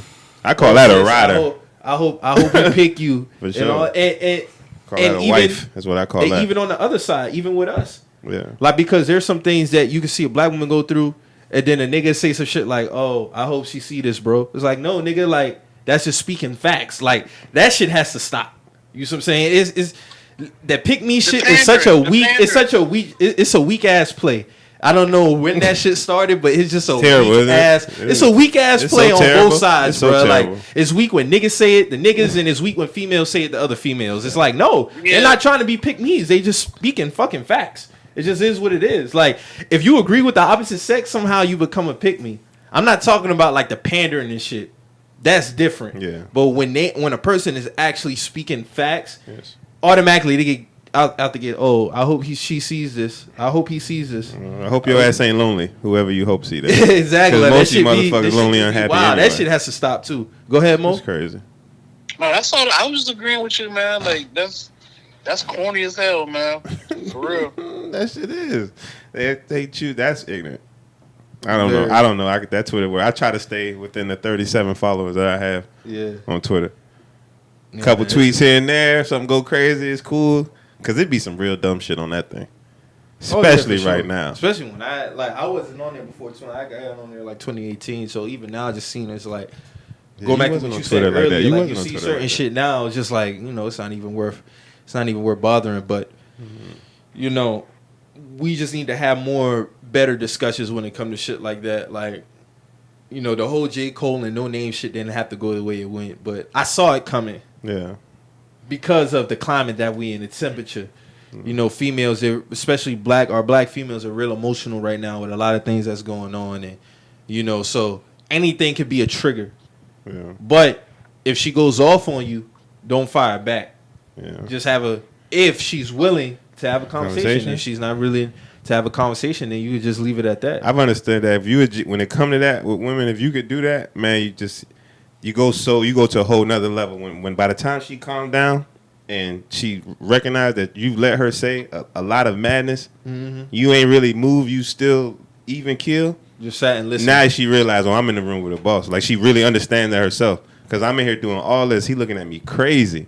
Then he gonna have a good conversation and still do what he was about to do. Yeah. You feel me? I'm still gonna hold you down. I'm letting you wild. I want you to miss how good of a nigga I am to you. I want you to while I go through all this right here. I'm still gonna hear you. I'm gonna allow you to have your opinion. And then once you finish, I'm gonna still go hold it down the way I'm supposed to. Just don't go no further than where you are. You feel what I'm saying? Because if I start giving you the truth, I don't know if you can really deal with it. You know what I'm saying? If we start having truthful conversations about what's happening for real with who's working and who's really doing what versus who's complaining or who's feeling, it's a whole different game. You know what I'm saying? I don't want to touch it because then we'll stay away from it. But niggas know that's another episode. Exactly. I just leave that alone. But marriage is a thing that works if you work it. And I bring that up because that's a man and a woman in a business, and they in a relationship together, and they doing things together. Men and women work well together. It's the brains of some of these motherfuckers that ain't work that good. If you keep it a buck, you know what I'm saying? Because you don't disagree with every woman. Like you said, you brought up some. It's a certain second. It's important that I always say that. Some, yeah, some is important. Absolutely. Absolutely. It's just like I saw this tweet. This girl said, it's like, black women, some of y'all make this list of things for black men to do, yet y'all say y'all carry black men. How is that possible? And all in her replies is, oh, I hope he sees this. Pick me. Like basically all that shit, what I was saying earlier. Yeah. But it's when you have an understanding, it doesn't have to be an argument. It's just facts. Yeah, don't get it wrong. I think a lot of people project their personal experiences on the TL. That's exactly what they do. And then they mask it as it's everybody. Yeah. And that's not the case. No. Don't speak for everybody. You know what I'm saying? That's why I use certain words important. That's why when I speak on women, I say some. Yeah. I say some black women. And if it don't apply to you, you have no need to respond. Now, if I'm sitting up here on my platform, I'm saying all black women this, all black women that, then they have a right to come at me. But you have to have, as time goes on, you start having experience with certain males. You start to have these conversations. It'll be like, okay, I'm just using you as an example. Okay, well, I dealt with this with JT, such and such. Okay, well, when I went and dealt with Tommy, I didn't have to deal with this with Tommy. You see what I'm saying? Don't take your experience with JT and project it on TL as everybody. Just understand it. It's understand. Like take it and live with it. Exactly. Like, yo, this could happen. So what did I do? Because it's also just remember every story is two sides. Even when I see niggas on the timeline when they be talking about black women, black women this. No, that was just a black woman that you dealt with. Yeah, for sure. That was putting you through some shit, or they didn't have an understanding of your mental or your mentals. But there's a black woman out there who will understand your mental struggles or something you might go through. If you look close enough, a black woman is keeping all of us out of trouble right now. If you just think we need them, I'm not gonna say that we don't. I'm an advocate of that. 100%. Just in regards to life, we not out doing the same normal shit because we gotta like our women's at the crib. You know what I mean? Like we taking care of that. We have another focus that even if you could be doing anything, you could be cutting hair, you could be podcasting, you could be doing anything, but you taking care of a black woman if that's how your relationship's set up. If you with somebody else, that's what you taking care of. They. Be careful out here with the women, man. Yeah. Be careful out here, man. Be careful out here with the women, man, because I hate to say it, some of the game is emotional. Some of the game's emotional. And if somebody, he needs to always be thinking straight in your relationship and whatever you got going on. And most of the time, it needs to be the man. But you also need to be watching your shorty. It's a balance, man. If the moves she making, if you look at her and say, the moves you making ain't really that smart, like, think about marrying you. I'm thinking about doing something with you. Your financial moves ain't that good.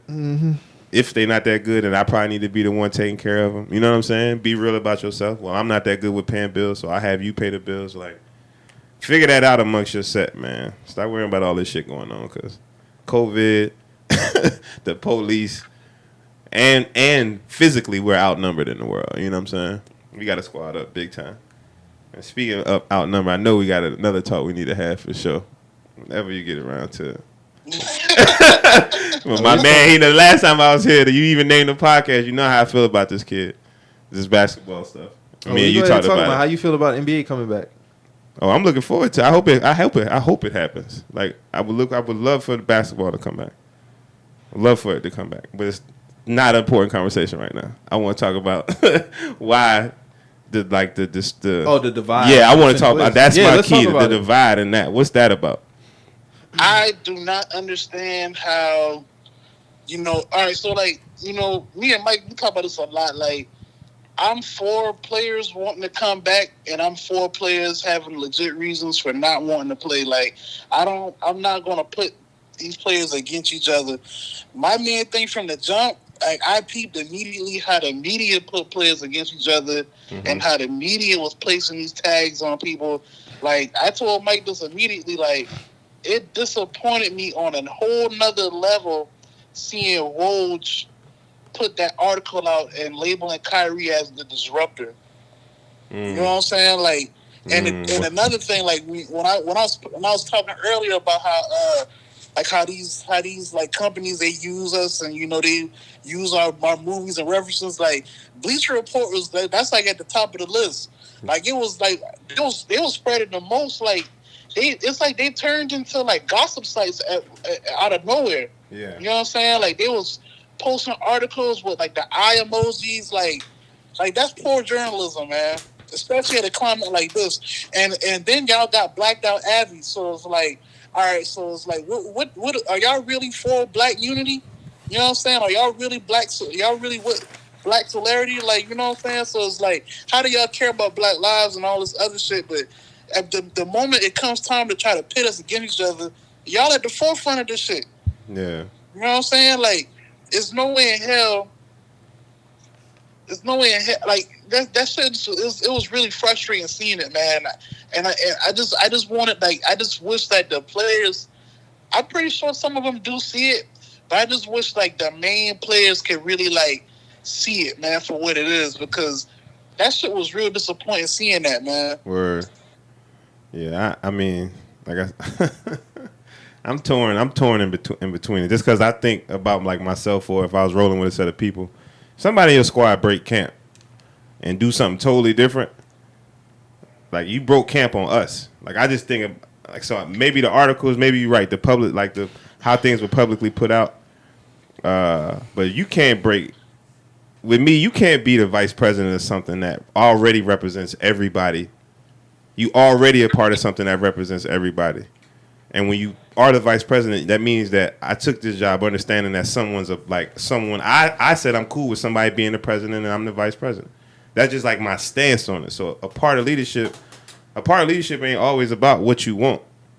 You know what I mean? A part of leadership also is about like the collective. Like how am I better in the collective?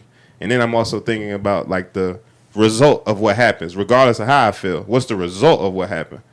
I don't think they played that right. I think that conversation could have happened with us, with the NBPA, a little bit smoother. I respect how cats feel in regards to not wanting to play because we're going to be a distraction, but I just don't sit on that side of the fence, and I really don't sit on that side of the fence because everybody ain't Braun, everybody ain't Dwight, everybody ain't these cats. Some of these guys we know, you know what I'm saying? Y'all know some professional athletes who they care about the community. They probably fund some businesses out here, but they need their check from that to help fund it. You know what I'm saying? So I guess what bothered me the most was people saying one way was right or no way. We need to try all this, but at least bring it to the table. You feel me? Don't break camp on your squad and form another set of people. That's the only issue I got with bruh. You went and formed a whole nother set of people against your squad when you was the one on the camp. You broke camp and then put in more people. If you did that and we was doing anything else, You talking about Kyrie? Yeah. I don't really speak on. Say again. Well, the Players Coalition, Avery Bradley, Dwight Howard, Kyrie, like that. That's not a problem. But the Players Coalition is also in the NBPA. Like the vice president is in the NBPA, so now why your folks don't know about this? I'm not saying that if they didn't know, that's just bad business. Period. As our people, we can't break camp because those articles when they came out, if he had brought those things to the table, because they would have stepped out unified, which is the whole conversation we all just had about unity. And unity don't change because of the color of your skin. Unity is unity. That's just how I feel about like it. Kyrie is being divisive then? I feel like you don't break camp in regards to if you feel a way about something. Okay, I feel a way. I'm bringing it to my camp.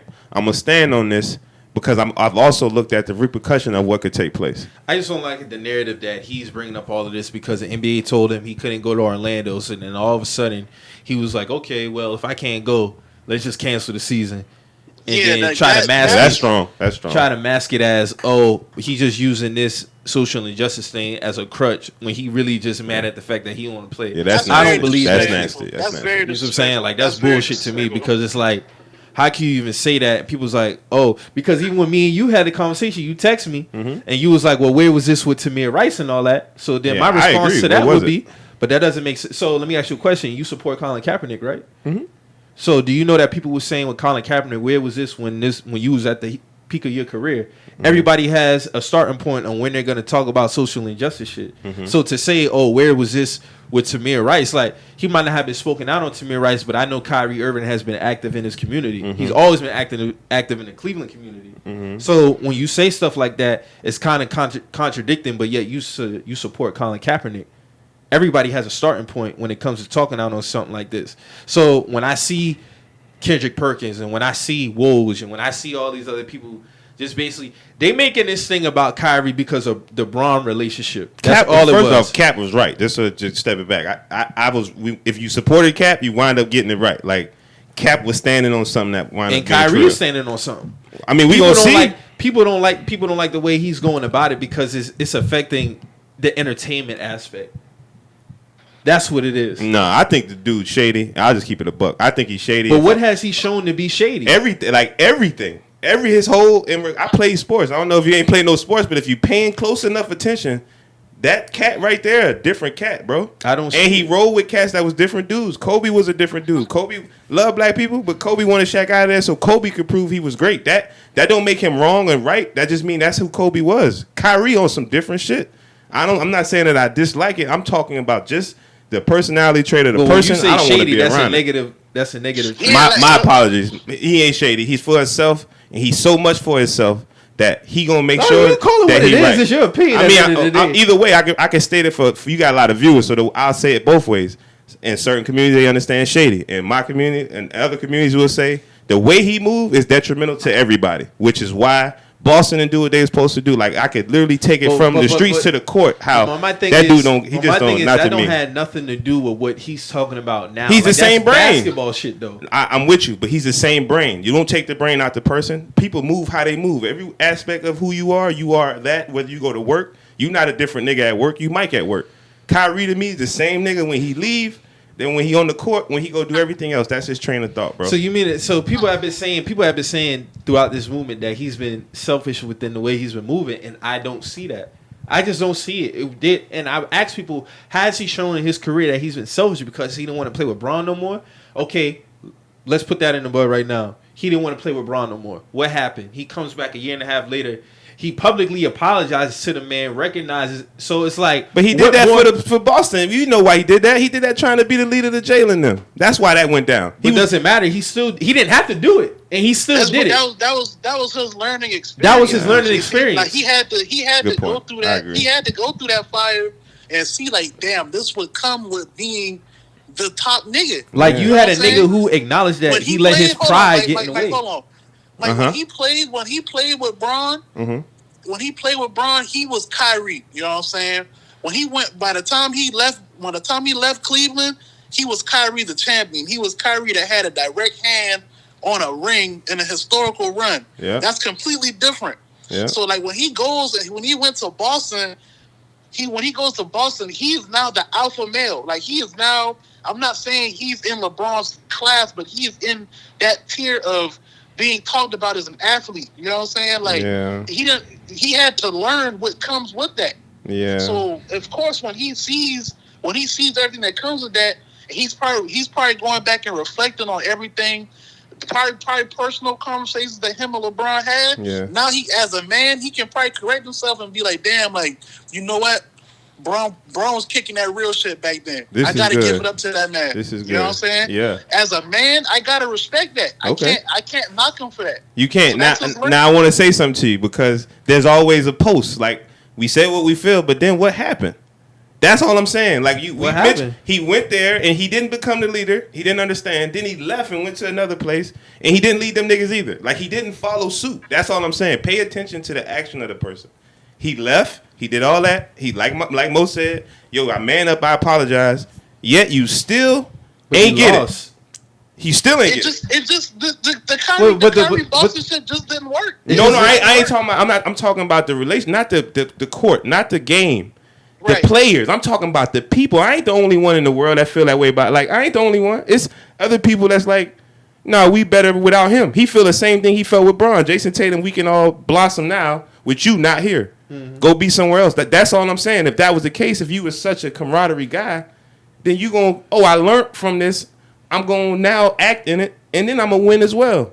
Nah, Kyrie needs this. I need my shots. I need this. All I'm saying is every single one of them actions, bro, benefited Kyrie. And I don't have a problem with it. So you saying this? I'm just saying we need to call in an actor. Now with this social he don't miss a beat. Hey, the world's flat. Do y'all feel the world's flat? No, he said that. Whatever, that was his thing. That's him going off. He said some other shit that be left. He just be on some. I'm not saying that he a bad person or none of that. But don't look at me crazy for acknowledging the whole spectrum when I deal with niggas. That's how I am with y'all. I keep it a buck with niggas I know all the way across. No, he ain't never did no funny, sneaky ass shit like that. This nigga turned this. I don't care who you call LeBron, whatever. I don't want to play with this man no more. I don't want to play with a great no more. I'm great. Trust me, dog. I'm an advocate in that. But then when you go somewhere else, nigga, go be great over there. Like, go take that team, go lead, because that's what you asked for. And then all us should hold that nigga accountable for how he rap. But no, it didn't work out. Well, don't blame Kyrie, nigga. It is you. It's just you. Ain't nobody else here. The teammates like you. But in terms of that aspect, I held him accountable for that. So hold him. When they lost, but this right here don't correlate. That's where me and you disagree at. No, we don't really. Right here don't correlate. I swear we don't disagree because I was wrong. A piece of what I was saying, I was wrong. I can admit when I'm wrong in regards to. I do attach a lot of how I view life in general to bruh. So you right. Maybe he has grown and moved forward in the shit. But I'm not gonna ever get in the boat with him, is what I'm saying. Like the hill I picked, I could die on, and that nigga ain't gonna be one I ever in that regard. Outside of basketball, I don't want nothing. Because as soon as bruh changes his mind, bruh's on his own move, and then any of us could use. Well, I'm black, exactly. I could slide on y'all niggas and go get some more black people that agree with me, and we black over here. That's the type of nigga bruh is. So that's how you feel about. That's how you feel about Avery and Lou Will and Dwight. So you feel like they just following suit with Kyrie. I feel like Avery Bradley came back with a message because I'm applying facts to it all, not just my emotions. Avery Bradley said, here go a list of stuff we want. Dwight Howard's actions matches exactly what's going on. It matches to me.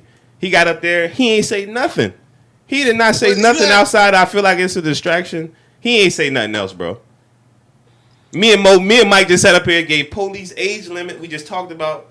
You feel what I'm saying? We got up here and was talking about something. We went through a list of things. He was like, I just feel like we should just be at the house and take care of our family. Nigga, you gonna have to take care of your family regardless.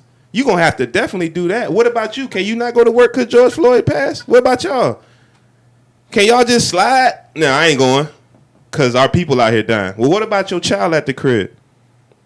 What about her black life that's still going on right now? Oh, okay. So are we being, who's really paying attention? You still need that paper. That's why they got ahead of us, because they got the paper. We running backwards, man. We running the waist backwards. We too caught up in how we feel. All right. I can understand where you coming from and saying that. But, all right, the whole portrayal of him trying to block LeBron. Nah, that's nasty. That's nasty, bro. I agree. That's nasty, bro. Nasty. Like that's nasty. That's poor journalism, man. Terrible journalism. But that's terrible journalism. But the anything that Kyrie goes through is always run back to that. And this shit is lazy. It is. I agree. Because it's like at the end of the day, the man that did what he did, he apologized. He apologized publicly. Like, what else like we every time. Like what else we gotta do for LeBron?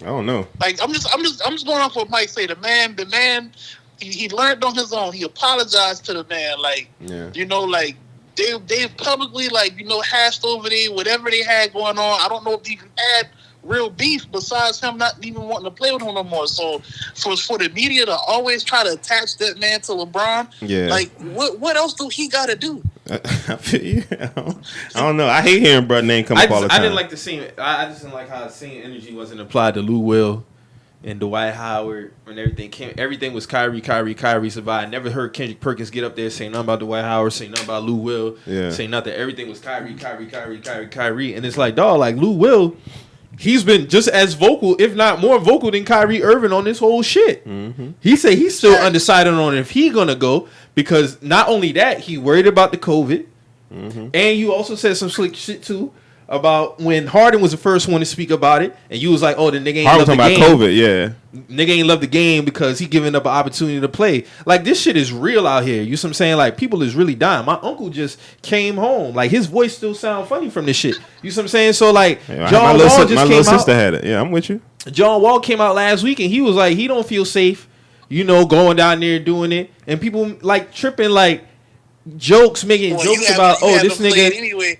Like, he get hurt at home anyway. Oh, it ain't like he gonna have a chance to win. Like, dog, the nigga just saying that this shit is real out here. Avery Bradley saying the same thing. Like, on top of this, like, they reported 4,000 cases in a day yesterday in Orlando. You know what I'm saying? So, it's like, would I like to see the NBA back? Yeah, true indeed. But I wouldn't be mad if it didn't come back on top of their reasonings. And that's what it is at the end of the day, because what I see with a lot of these media members, they're not saying what the fuck it is, and it's a money play. Don't sit up here and tell me that, the NBA got to come back and da-da-da-da, we need this, because y'all don't care about that. Y'all just want to see the money revenue flowing so y'all can get back on y'all platforms and have more airtime and have more shit to talk about, because that's more money in y'all pockets. Everybody trying to make this thing about, Kyrie, he putting a wedge in there, and the NBA needs... Y'all just want the NBA back for entertainment purposes. That's it. And this, and this crazy part in saying that, like this whole the whole wedge that the media created, this is part of the entertainment aspect for them. Sure is. You feel me? And then another thing, like how Mike was saying, like these players, they got these legit reasons is on top of the health and the social injustice movement that's going on right now. Mm-hmm. But how in the hell are they creating COVID rings that detect symptoms for NBA players? Yeah. But this technology was nowhere when essential workers was working. Y'all boys ain't dumb, man. Y'all smart. Yeah. Y'all boys smart. You know what I'm saying? Y'all know what's going on. They created these rings out of nowhere, and it's like regular citizens don't have this shit. Where the hell was Tony Stark at 3 months ago with this shit? Yeah, this shit is nasty. I saw that report the other day. I'm like, so y'all got rings that detect symptoms, but regular citizens don't have this shit? This shit crazy. Like when I saw that, I was like, hold up, man. Hey, Mo, Tony Stark, Mo. Where the hell was Tony Stark at, JT? Where was he? What's wrong with you niggas, man? Hey. How did... Hey, I don't listen. My statement in regards to Harden, if you notice, a lot of my points, some people may say, they're very simple, but I think life is very simple, bro. Imagine if Avery Bradley and everything that he put together, and Lou Will, and Dwight Howard, and they was all working together. Imagine how would be. Imagine how different this conversation would be going. But how the man don't love the game because he said he doesn't feel safe going personally, that's just how I feel, man. Like MJ, we love him. He played with the flu. He could have died. His leg was broken. He could have died. He said it's a chance to end my career. We love Mike for it. But when a nigga say it about somebody else, it's an issue. But if Mike didn't play, I wouldn't be mad at the nigga for not playing. That's the thing. But don't act like you don't understand the mentality. That's what I'm saying. You understand the mentality. That's all I'm saying. I never heard you say that about any other player. No. I definitely have. I go at James Harden like that. I go at James Harden like that for sure. I could be wrong. This is how I feel. You said there was stories back in the day how the man didn't really love the game. He would go to the strip. I'd be out here. So certain things I give you be real shit. Niggas is moving around. He'll go somewhere else. Like niggas is partying, but they also young at the time, and I was young at the time. That must be crazy because then Baron Davis spoke highly about that man when he was in high school. You know what I'm saying? So okay.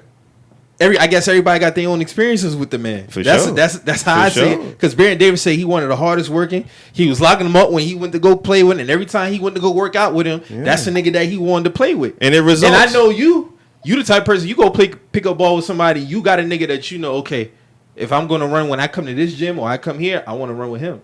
So that just says, I just feel like a lot of times, like, even with all of this shit going on, like, the NBA is going to have to eventually come back. True indeed, life has to go on. But with this whole shit right here, it's just like, I wouldn't be against it not coming back. But at the end of the day, the NBA has a bottom line to protect, and their bottom line is their money, and they looking at it like, we cannot take this big of a financial loss. And even with, I still think they got shit to work out on the players, and because they don't want to come back December 1st with the Game 7 finals being October 12th, slated, projected. October 12th and come back December 1st. I don't think it's that big a deal, but I'm with you. I'm with you. I can understand why, because it's a short period of time. But yeah, very short. That's shorter than even if you play the finals regularly, you come back in October. That's short. To me, that is short. Yeah. So if you play in Game 7 October 12th and you got to be back December 1st. When the season would, that's to be the first game, December 1st, they saying? No, Game 7 of the finals would be October 12th. Okay, October. If there was to be a Game 7 in the finals, it would be October 12th. So then you come back and you start the 2021 season on December 1st. They only get 2 weeks off because they got training camp. Exactly. In November, yeah.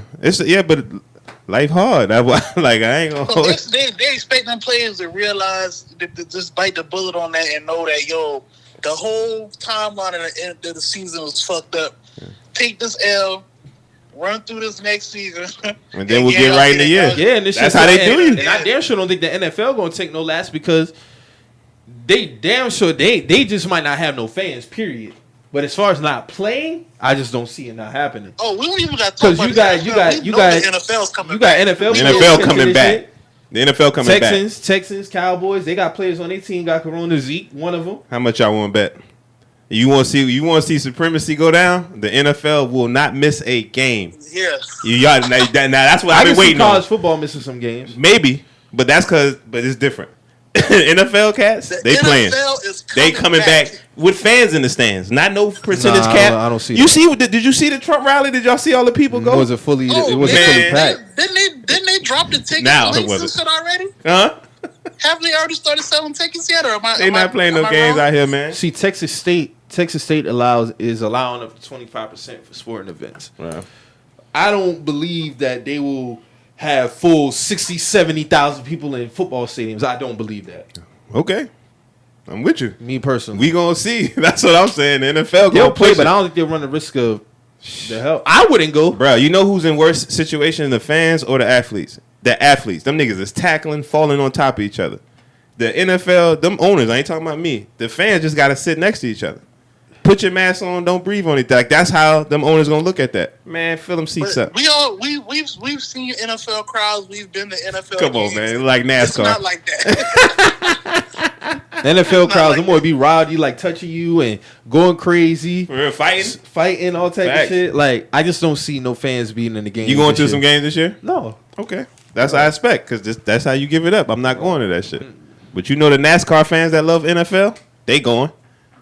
That's if they allow it.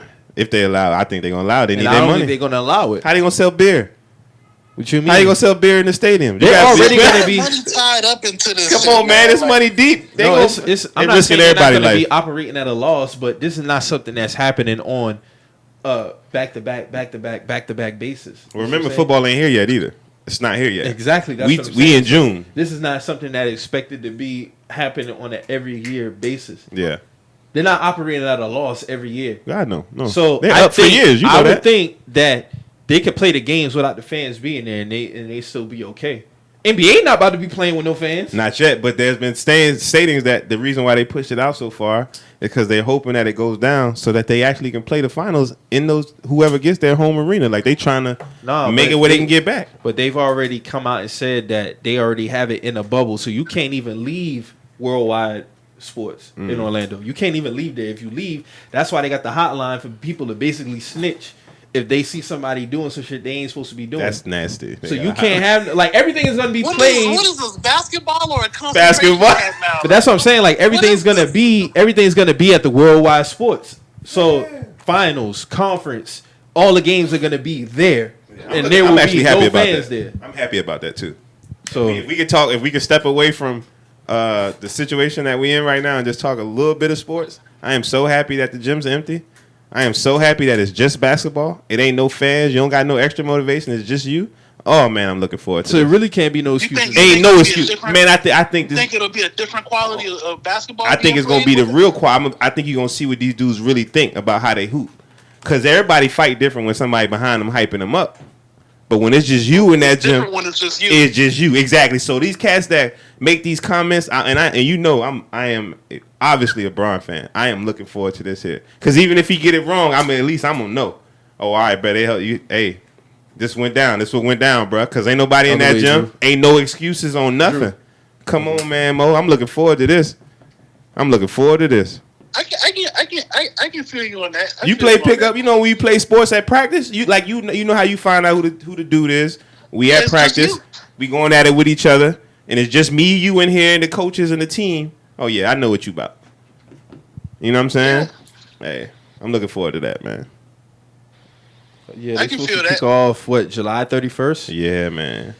And we talk about as fans. We talk about, if this one hooping or who would play one-on-one. I want y'all to know, with nobody in that gym, they cannot hear us. All they hear is themselves on that court. They thoughts, the things that they try to do when they playing ball. You gonna see if this man can hit this jumper. When everybody in the crowd, ain't no cheer when that three go in from the corner. You feel me? You don't got no extra. Runs are gonna be different. Come on, man. It's gonna be good. This is gonna be good basketball. I'm looking forward to that. That post that LeBron do before he clock out of social media. Oh yeah. What's it called? The 0 dark 30. 0 dark 30. It's probably gonna hit different this year. Yeah, for sure. Yeah, niggas. I mean, it's gonna be interesting to see for sure. Like even from a broadcast standpoint. Yeah, they gonna try to have to hype it. They gonna still have to try to be good. I think it's gonna be beneficial to certain teams though. I really think it's gonna be beneficial to certain teams. I think Boston will benefit from it. Word, I agree. I think Houston will benefit from it a little bit more with Russ and Harden out there. I agree. I think. I agree. I just think with those two teams, that might benefit the Rockets for sure. Absolutely. With Boston and Houston, I think those two teams would benefit from this type of environment a lot more than everybody else. Who? The Rockets and Boston. Boston. Okay, yeah, I agree. Good coaching of Boston. That's why I agree with you. And believe it or not, Russell Westbrook don't got nobody or Harden. When he start missing shots, he can't hear it from the crowd. And if he start making shots, he can't hear it. So he just gonna be able to. They just gonna. Everything is a level playing. It's just you. It's just you, dog. This gonna be the best basketball I think we've ever seen. It's like traveling. People complain about flying. Mo, you flew to DC or drove? I drove this time. You drove, but have you flown since all this been going on? Nah, I haven't. I have. It's the best time to fly. You know why? Everything clean. Everybody nice. You know the plane. There ain't that many people on the plane. Now tell me how is the counter better? How is it better to go to the airport when it's full of people? How is that a better experience? I don't like going to the airport. That's what I'm saying. But that's why I was telling people there shouldn't be no asterisk on the champion. No, it should be no asterisk on the champion. This the championship. Yeah, it was a lot, and the only reason why I'm more on the reason for it coming back is because of the headlines and all the teams and everything. It's a lot on the line this year. You see what I'm saying? Like, and for it to just end like that, So Adam Silver definitely bringing the NBA back, regardless of all this shit. But and if some players choose not to come, then that's on them. I respect it. You saw the Clippers just signed Joakim Noah, so they must know something that somebody probably ain't coming to something. I don't know, but for them to do that signing, told them that okay, we might have a player who might not want to come, or we're basically putting an insurance policy in. Yeah. Damn, Montrez. It might be. Hey, Montrez would be the one saying, man, I ain't. Fuck me and Lou ain't coming out there, man. Even though Lou Will is saying that he's 50-50, I think. Oh, them boys playing. I think they're gonna play. Bro, me and you, if we he just had some they playing. He just had some motivation on Twitter the other day with the Alex Caruso shit. Yeah. No, Lou coming. Everybody. Hey, nigga, everybody's gonna show up and play. Especially if the Clippers, because I know they playing 8 regular season games, and then everything will be sorted out. So somehow the Clippers and the Lakers match up. That right there will definitely be the most even keel matchup because, like you said, it's no home court advantage. Ain't nothing. It's no nothing to get in your head or nothing like that. So. I don't want to hear nothing. I do not want to hear nothing after Lou these. Lou coming for that. Yeah, Lou. Lou coming for that. They playing with Lou name out here, man. Lou coming for that. Because I mean, they the 1 seed in the West, right? So, yeah. And they gonna get us locked up. They don't even really got to do much. It's gonna be scary in that bubble. Them boys don't want to go in that bubble, man. Them boys don't want to go in that bubble with LeBron, man. That bubble. They don't want to go in there, man. They don't want to go in there, man. Hey, I'm looking forward to this here, man. I ain't never. That bubble gonna turn into a terror dome, man. Hey, Mo. Hey, listen. They in the room. They in the room with that man. Yeah, they got until they in there with him. If you say anything on the media, he get to see you walk around. Just like it's like I know he depending on how people feel about it, he's not Jordan. But imagine if Michael Jordan was in a bubble with the NBA when he was playing. How he would have walked around and collected all that day. Michael Jordan would have destroyed them cats in the bubble. Would have been sweeps all the way through. You wouldn't have won no game. Because you would have been fueling them every time he saw you. Them cats, man. I'm looking forward to this bubble, dog. But I do think Boston going to shake shit up. I actually think Boston's my sleeper to go to the finals. Because this is some I just got to see them do it. The Bucks been kicking their ass, so there's some Butler shit he got going on. Like how he made that run, and now he get a little environment where it's just basketball. Like there's no groupies. Y'all don't understand what I'm saying. There's none of the extra stuff that's there that normally be at the game to distract these dudes. That's why it's such a big deal. Like, damn, can't nobody come in? They trying to find a way to fill their vices because all these cats don't care about basketball. That's why I be bringing that up. They trying to fill out these other stuff. A lot of these cats play ball. They got the money for the chicks to come and be out here. These cats is scoring 8 points a night. Yeah. 6 points a night. Every cat ain't in it for the same reason. Mm-hmm. That's why some of them don't even want to go up there. You know what I'm saying? That's just real life. If your groupies is not here, they can get high in that joint, though. You see what I'm saying? If y'all want to smoke, they let you smoke. But that's totally up to you. But, hey, man, basketball is what matters in that bubble. Yeah. Who cares about basketball? You're going to see. That's all I'm saying. Because if you're going down there, you know what you're going down there for. Ain't no girls in here. You can't even bring your wife with you. Yeah.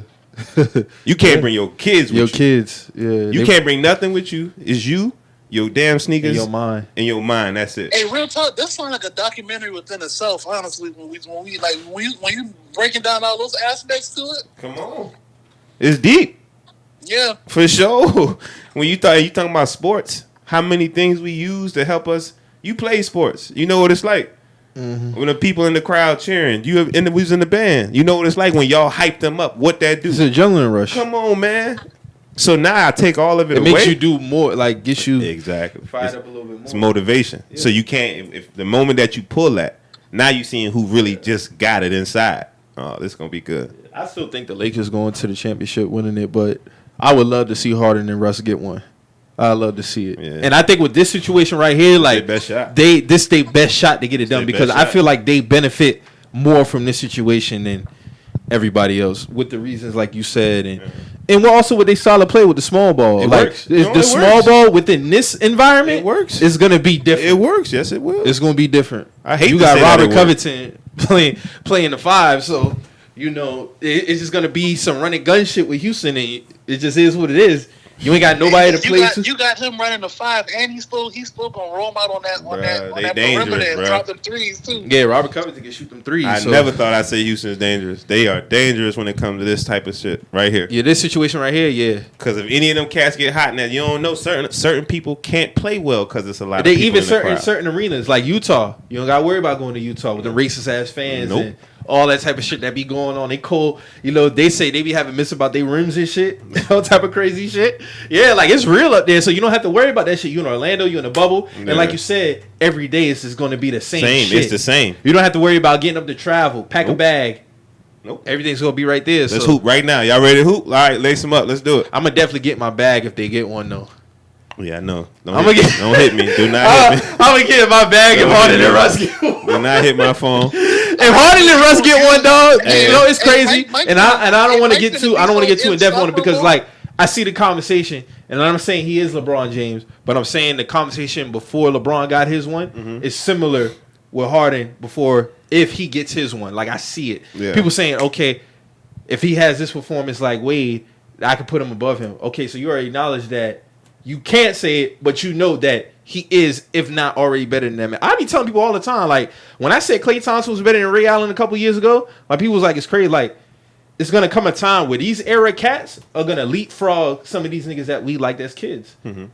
LeBron pretty much done leaped everybody I liked as a kid. Mm-hmm. It's going to happen for these other cats to follow. Mm-hmm. Mm-hmm. It's going to happen. It's people, it's what you seen. It's who you saw, who you liked when you was able to understand basketball was being played. Yeah. I mean, they had Daryl Morey on ESPN the other day talking about the Rockets, and he was even saying this is our best chance to get it. So I'm not saying that we won't have more opportunities, but you have to take advantage of this opportunity right here. So, I mean, they fumble it. If not, I mean, it ain't like, to me, if you lose to the Lakers, I don't see nothing wrong with that. It's the Lakers. You know what I'm saying? You lose to the Clippers, you lost to the Clippers. No, you lose to the Clippers, you some shit. No. Because the Clippers are tough. Hey, I want my stance to be the same as always been. This nigga full of shit because had the Lakers swept the Clippers in the regular season, he wouldn't be saying that shit. That's all I got for you. But they beat y'all twice this year. My stance to be the same. But they already beat them twice this year. Lakers in 6 at the most, but they've already on the Clippers. But they've already beaten games them. on the Clippers. But they already beaten them twice this year. So you know they ain't. So the Lakers ain't shit then. So what? I don't care about regular season games, especially when it comes to a situation like that. I've seen my dog lose in situations like this. But if they was losing them in the playoffs, it couldn't have been shit then. No, if they lose in the playoffs, because that's playoff basketball. If they lose in the playoffs, they lost. That's when they lost. They lost in the playoffs to them cats. Listen, we just beat them the last game. I didn't go crazy behind that one either. That's what I expected to see. They beat them how I expected them to beat them, with him making Morris look like a little baby. With Anthony Davis dunking all over everybody. I didn't expect Avery Bradley to go crazy from the 3-point line. Yo, you really be talking crazy about Kawhi Leonard. But I ain't got much for bruh. I'm here. Hey, I'm here, dog. I don't know why. I mean, he's proven himself. I am here for this conversation. That's like, it. You know what's so crazy? Niggas act like the 2014 finals did not happen, bro. Like, the shit did. And niggas act like KD and Clay was there last year. KD and Clay was there last year. It's no knock on Braun resume at all, bro. Like, we talking about Braun. We talking about Kawhi. 14 finals, but they go hand in hand, though. Hey. So that man showed up and did what he was needed to do, and then he showed up last year and did what he needed to do. So I don't understand it. Hey, you know they told me to go watch the games. I went back and watched the games. I watched those games. I seen D Wade be trash in 2014. I seen Chris Bosh be trash in I went back and watched and seen it. And my dog still put up a 30-piece. Like you just said, I ain't gonna be mad with the Rockets if they lose to the Lakers. Why? The Lakers they're a better team. I ain't mad. Okay, Kawhi, you got that. But you telling me to talk about the player. The player, Kawhi Leonard? All right, let's fuck. There's no indictment. There's no indictment on he wasn't 2014 as him as a player, but they got their ass beat. For sure. They got their ass beat. And like you said, I see Dwayne Wade. I can say the same thing about Chris Paul with James Harden. You sure? But niggas kill him and say that he choked. I don't think he choked last year. I think he got 2 chokes on his resume. 2 of them. Hold on. What do you mean by Chris Paul? Because Chris Paul didn't step up. He didn't step up against the Warriors when he needed to. Yeah, they blew that last year when they had them. When who went down? I think that was more of a group effort of them blowing that collectively. The year before that, they should have got it done, and that's hard. Yeah. Game when they was up and Harden didn't get the work done. You think that's a choke though? Choke? Because to me, when it comes to, and I'm only bringing it up for the conversation, people glorify Braun's 2018 playoff run, but he got swept. And people say, oh, nobody can beat the Warriors. Then why do y'all kill James Harden for taking them 7 games? That just be my only question, and niggas can't answer it for me. That'd be my only question. Like, you can't say that team is unbeatable, yet he took them 7 games and lost. Yeah. But I kind of know why that. I knew why that team won 7 games, especially with KD. It is what it is. It happens. They got them to play their style. D'Antoni got the Warriors to play their style. Like, there's an that was the NBA Finals, if we being real. Yeah, for sure. That was a great fucking finals. Then even looking at last year, like, the same way I give Kawhi praise for doing what he did, I would have did it for James Harden. Yeah, they lost. They should have sealed the deal. Yeah. But that nigga balled just as well as Kawhi Leonard did in that series. But they lost. I don't knock. It just is what it is. They lost. Guys, I'm just stating that. But I do know he has comparison that they're being compared to. That they're saying that these guys are because. But hold on. That 2017 James Harden versus the Spurs. I haven't seen that since then. That was a complete. I'm not showing up tonight. I'm not doing nothing. I'm gonna stand here by this logo. Yeah. And y'all do what y'all need to do. I haven't seen that. Put a Kobe on them boys. Yeah. I haven't seen that game 7. Put a Kobe on them. Yeah. You know what I'm saying? Like, I haven't seen that since then. But when it comes to this scenario with the nigga been losing to the Warriors in the playoffs, and niggas act like, oh my God, he choked. But then y'all glorify LeBron for doing the same, for getting swept by these niggas. You know what I'm saying? Like, it's just funny to me. That's all. So if they don't take advantage of this shit right here, it's going to be hard pressed. Because like you say, each year you get older. It's harder to win as you get older. You just got to take advantage of certain shit. But I do see my gut want the Rockets to win this shit. Yeah. But I know my mind is telling me that. My You gotta mind is shit. telling Hey, me. Mo, Well, you gotta not shit. necessarily Hey, my you gut. gotta use the bathroom. Don't trust your gut. Not really my gut. My heart. Lying to My you. heart want the Rockets to win, but I know I'm smart enough to know that Lakers will pretty much probably take this Y'all shit, niggas, man, open. Hey, man. I just don't want to hit nothing. The Clippers. Hey, Mo. But if they play the Bucks, though, I think think it'd be different. in 5 or 6. I think with the Bucks, it'd be different. The Bucks in 5 or 6. I don't know. In 5 or 6, man, that pressure different, man. Ain't no pressure. Oh, you'll see. Ain't nothing. Ain't nothing there, like you said. Ain't no pressure. Yeah, like ain't no pressure, like you said. We all just came to. Ain't no pressure. But there's a pressure of I know ain't nobody else here. That's a pressure that I know ain't no one else in here. It's just us in here, and that's LeBron James on the other side. And But it's going to be different. The media, But ain't on no- both ends, yeah. if a team going a 10-0 run, it's going to be different because you don't have the adrenaline from the crowd. You got to Plus, get it yourself. you're going to have to get back into yourself. You gonna have to get yourself back into the game. You gonna have to help yourself. That's what 2020 about. Help yourself. We got to help ourselves. I'm looking. They You better looking get- forward to it, like you said. Oh you my looking God, I forward to it. can't wait. But don't pick the Rockets. Don't do it. But if they do, you know what time it is. Stay away from that shit, man. Hey, man, I love you. Stay away from the Rockets. And don't worry about the Clippers neither. Pat Beverly is going to be 4 quarters. Y'all going to be like, where Pat Beverly at? I can't His say hustling ass going to be sitting on the bench. I can't say that. For the same reason you go so hard for LeBron, I can say it about Kawhi Leonard. I can't say it. Because Yeah. I know Kawhi going to show up. It's that other boy. Which one?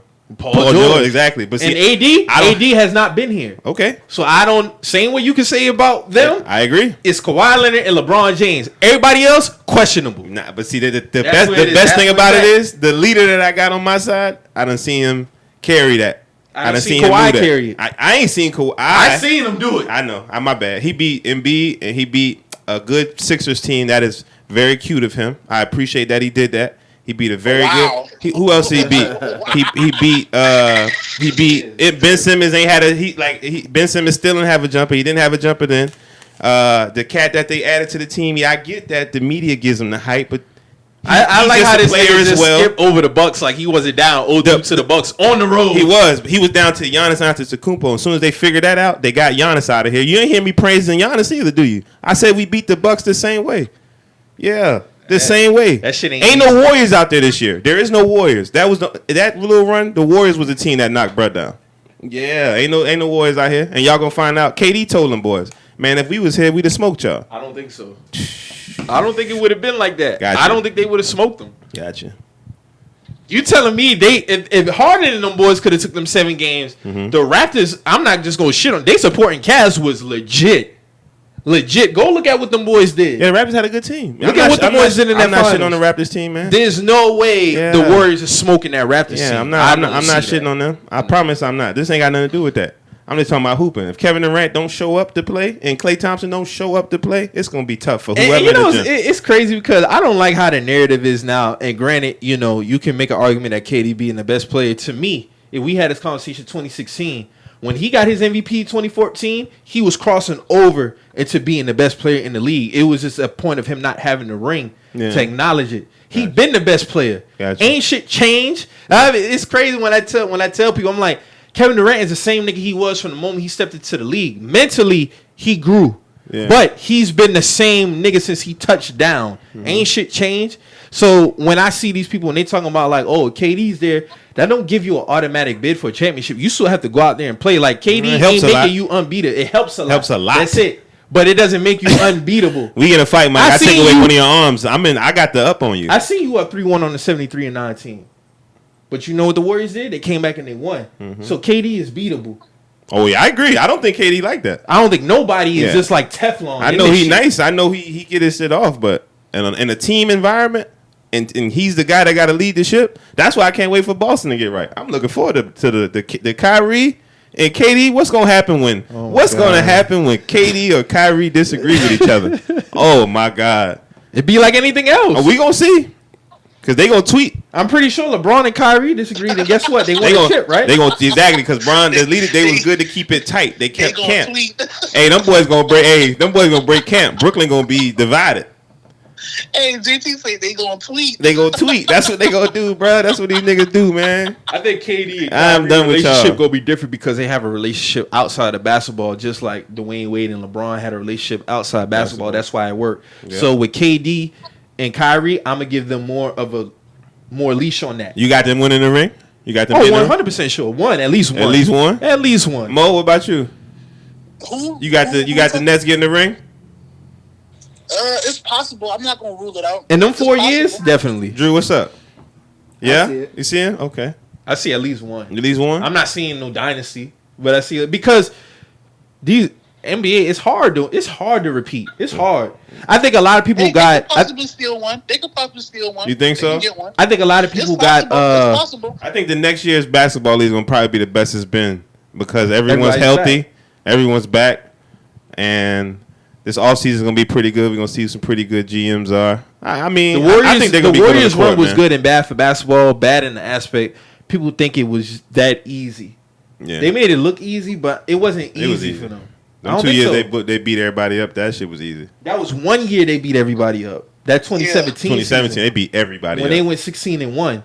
And who's to say what happened to Kawhi didn't get hurt? Because they was up 20 on their ass and then he went out and then that was it. It was all to the races. It was all to the races. So, you know, history happens. You have to play with injuries. Injuries happen. So They do. I give them the same credit for if any other team if injuries happen. But 2015? with that being Yeah. said, I think a lot of people just they took what the Warriors did and made it like, what's the word I'm looking for? Like,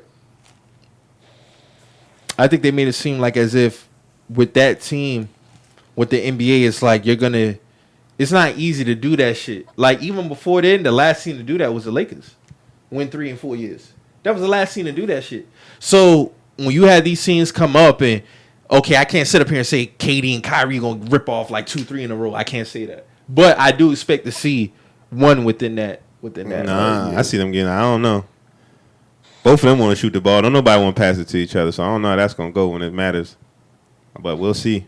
I mean, the Cavs did beat the Warriors.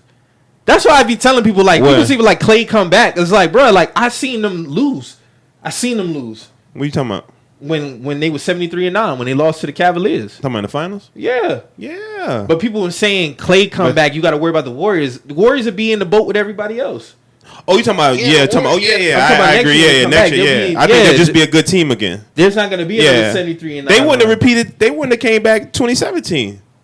I don't think so. Kyrie and Bryant cracked that code. They was like, oh yeah, we just gotta rough you little light skinned kids up. That's what we gotta do. If KD Guard y'all didn't on the come? 3-point line. You saying if KD didn't No, I'm come? talking about KD didn't come. If they yeah, didn't come? yeah, that was a wrap for that. So I'm with you, Yeah. but I think their business is what everyone's looking at. Their business is good. They still got Curry. They still got Clay, Yeah, and they got high draft yeah, picks. They about to make a trade. They can make a trade for something. They gonna get busy. They gonna be all right. That's what I think people. That's why people are afraid of the Heat because they're in good position to strike, and they got good. Like the people behind the scenes, the I gotta people see working Jimmy it, they Butler got do people it. that's gonna make moves. I just got to see Jimmy Butler do it. I ain't gonna hold y'all. I believe in Jimmy Butler. How do you believe in Jimmy Butler, but I you just- don't believe in none of these other niggas? Because you it's- believe in him to do what? I believe in his heart. I believe him to do whatever's necessary to win. That means whether I'm gonna be the man or I'm gonna let somebody else come in and be the man. I'm still Jimmy but Butler. he hasn't done it. No. I know, but I'm not looking at him to carry shit, but to be a catalyst, to be a number one teammate of somebody else they bring in for sure. Cause Jimmy gonna ride, and in sports you need niggas that's gonna ride. Like he can play and he gonna ride. Jimmy mean what he say. He call them boys soft in practice. Y'all just watched y'all just love this whole documentary we just watched. Jimmy Butler be on some shit like that. So that's what you want. When especially in the athletic world, you want somebody that's going at cats next like that. Jimmy, he's setting the culture down that bitch, in my I want to see opinion. Dame Lillard get this shit done. Nah, Jimmy Butler is definitely a Heat. He's Yeah, definitely for sure. He's a Heat. I want to see Dame Lillard do some shit. That's what I want to see. Like, real talk, man. Like, niggas be killing Russell Westbrook, and I get it. Russell Westbrook, he hasn't been out the first round since KD left. I get it. But Dame has been right there, losing. And niggas glorify him so much, and I love Dame, but Dame is just not that much better than Russell Westbrook, like how people portrayed to be, because, you know, like his logo shots give him a lot of wiggle room. Yeah. They give him a lot of wiggle room. And I'm not saying he's not a great player, but if we hire him to this high regards, why, when it comes to winning the championship, are we not putting him in the same boat with James Harden and the rest of them? Like, why we don't put Dame there is what I'm asking. You know what I'm saying? Like, we expect James Harden to get a ring, and rightfully so. He deserves that. Yeah. But at the same time, it's like I see other players, they get these passes, which is all cool. It is what it is at the end of the day. But I want to see what he do with the opportunity. Even he has the opportunity to play into this tournament. I agree. So them 8 games, I agree. And you done been I off. agree. Because I done been seeing pictures of Jokic And lost Jokic weight. is back, yeah. I done seen James Harden lose weight. So there's no excuses for niggas not to get it done. Now if niggas losing in 6-7 games, I'm not mad at that. It's how you go out. Because I wasn't mad at the way the Sixers went out last year to Kawhi and them. That was a great fucking series. Jimmy Butler did what he had to do. Some can say you go to overtime. That's what why the I like fuck him. happened? That's why I like him. You know what I'm saying? But I've seen Jimmy Butler in situations with Chicago, and it's like, hey, bro, we needed you in that game 5, in that game 6, in that game 4 versus Cleveland. Yeah. And you wasn't nowhere to be found.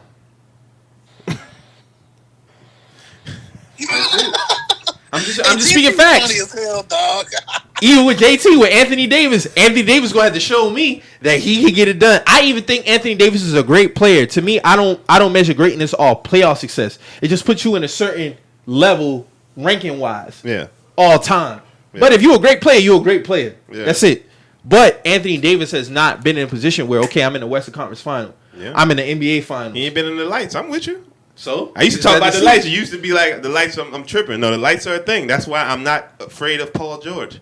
I seen Paul George in the light a lot of He's times. lost in 7 games to the Heat. I seen him in the lights. That's all I'm saying, B. But he hasn't. I can't never say that Paul George has folded. I can't say that. He just lost He in just the has first lost. round to the Trailblazers. The same dude you said need to step up. He just beat He both lost. of them on the same team. Yeah, they lost. That's it. That's all I be saying. It's how you go out though. Paul George did what he needed to do. Bro, wasn't it 5-4-2? Then they beat him 4-2 or something like that. They won 2 games. Yeah, That's but not, you can lose 6. You, not if you not play off PG, baby. No, not So with you the lose commercials. 6. So if you lose 6, Nah, what family. does it mean? Not if you that man. If you that man, that's not what's happening. Okay. I see your man losing 6 though. Who? I see my boy been sweet before. So he wasn't the man when he got lost in 6 to the Magic? Say again? He wasn't the man when he lost in 6 to the Magic? Not that day. Not that week. That team was better than his team. That's just what it is. I feel you. Paul George, you was on the wrong team. You had the opportunity to join the game. Well, I tell you this. He though, chose but- Kawhi Leonard. But you heard us on Hey, the Mo, he podcast chose too. Kawhi Leonard. It's gonna be Paul nasty. George has no excuses either.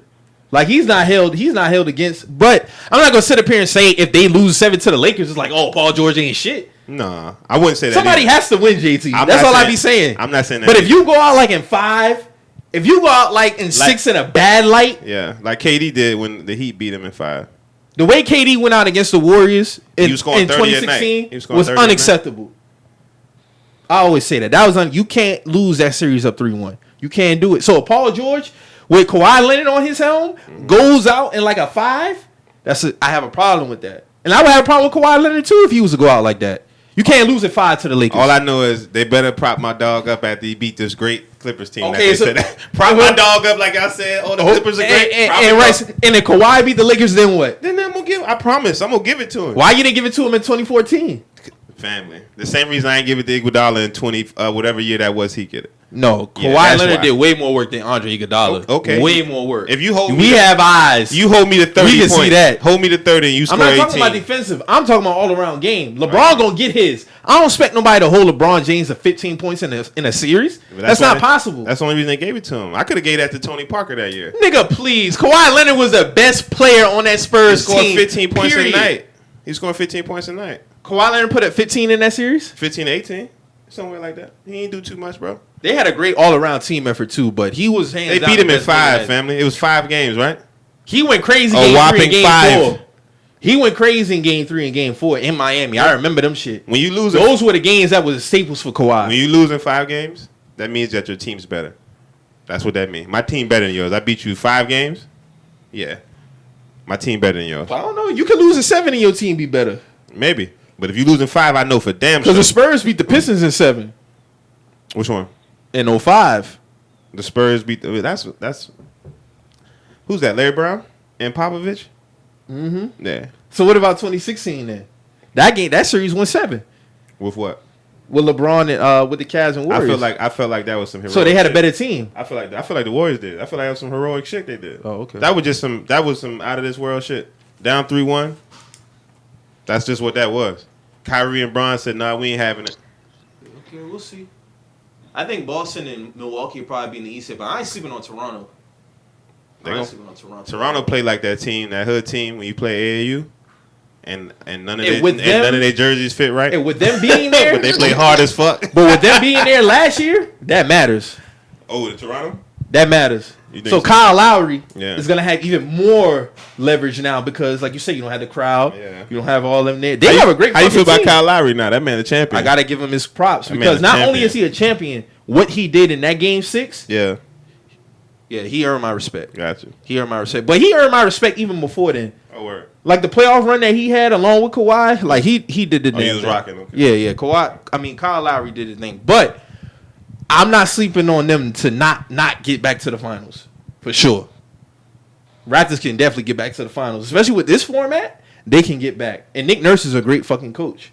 Man. You're gonna see a lot of coaches set themselves apart with this shit here too. You'll see everybody separate. Separation is on the way, brother. But Doc Rivers damn sure ain't got no excuses. And I've been critical of him as a coach overall. Hey, y'all do know Doc got one, right? For sure. And he won that in Boston. That's it. So Doc Rivers definitely he has had teams and he has not got it done. Let's celebrate how great he is. I understand it. Let's celebrate it, but he got one. He got uno. This ain't Phil. You feel me? Like I be sitting back like, yo, when we gonna apply some reality to these conversations? Well, I never thought Doc Rivers was an all-time great coach. Doc's a great coach. I understand that he is a great coach. But what you all measure, and what we talking about, which is a championship run, Doc has only done that. When it comes to coaches, the rings matter more with the coaches. That's all he's out there for. That's what the coaches. But players, I don't really put too much when it comes. D'Antoni with that. They say D'Antoni's a great. He's great at letting them shoot this ball quick and letting them get the ball out their hands. Like I don't think D'Antoni's a great coach. I think he's a good coach. Hey man. I don't hear people say he's a great coach. Hey, man. Nah, I've seen people say D'Antoni is one of the greatest offensive minds. There you go, Mo. My offensive mind. Like, well, he did introduce a style of play to the league. I'll give him that. That don't lead to nothing but second round exits, nigga. That's what that shit lead to. You going to the crib messing with D'Antoni. You know why people love Pop? I think D'Antoni has the Andy Reid effect. I'll say that. He's the Andy Reid of the NBA. So that means you think D'Antoni gonna get Andy Reid ain't. Andy Reid not even that. Because Andy Reid introduced a type of style and being a QB guru, and I think D'Antoni is that in the NBA. I think he's Andy Reid. He just has to get his moment. Andy Reid not even the Andy Reid no more. Yeah, Andy Reid done leveled up. He done did it. He done leveled up. Yeah. He got his ring now. But what I'm saying, y'all get what I'm saying though. Like leading up to it, he would be because Andy Reid was the offensive genius in the NFL.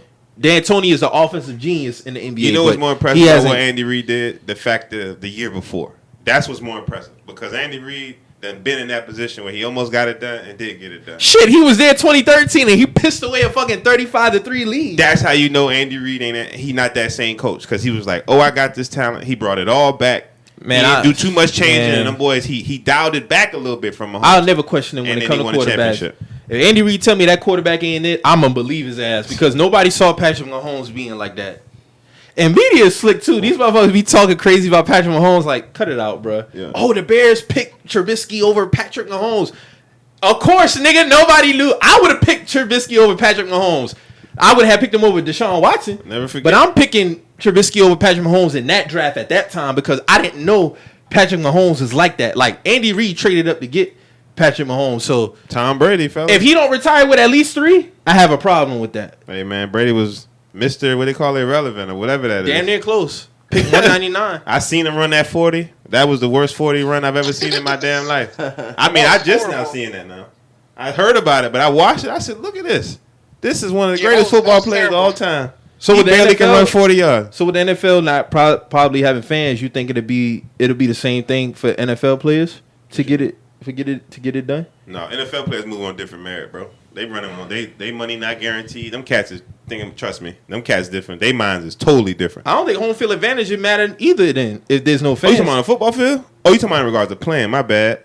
No, I don't think. Yeah, they don't. So then Dallas should get a ring this year then. Yo, don't get me started, man. Then y'all should get a ring this year, right? Don't do me like that. Y'all should get a ring this year, right? I don't want to talk about it. Just saying, dog. I don't want to talk about it. Y'all got a great fucking team. I ain't won a ring in 20. It's been 20 plus years. I'm open enough to say and honest enough with myself to say I don't want to talk about Dallas Cowboys. We could have it. Could be looking great for us. And a nigga get high.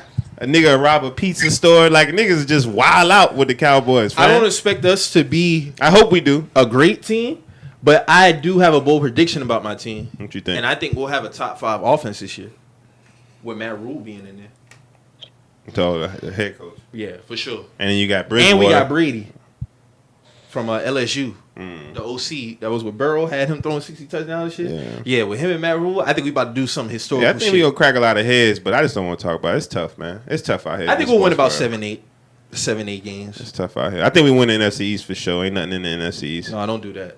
Who in the NFC East? The Eagles? Carson Wentz? Them niggas were getting to the playoffs the last 2 years with him crippled. What you think they gonna do with him coming back healthy? They did it 2 years back to back? Yes, sir. I thought we went the year before last. Y'all went to the playoffs, but they was there too.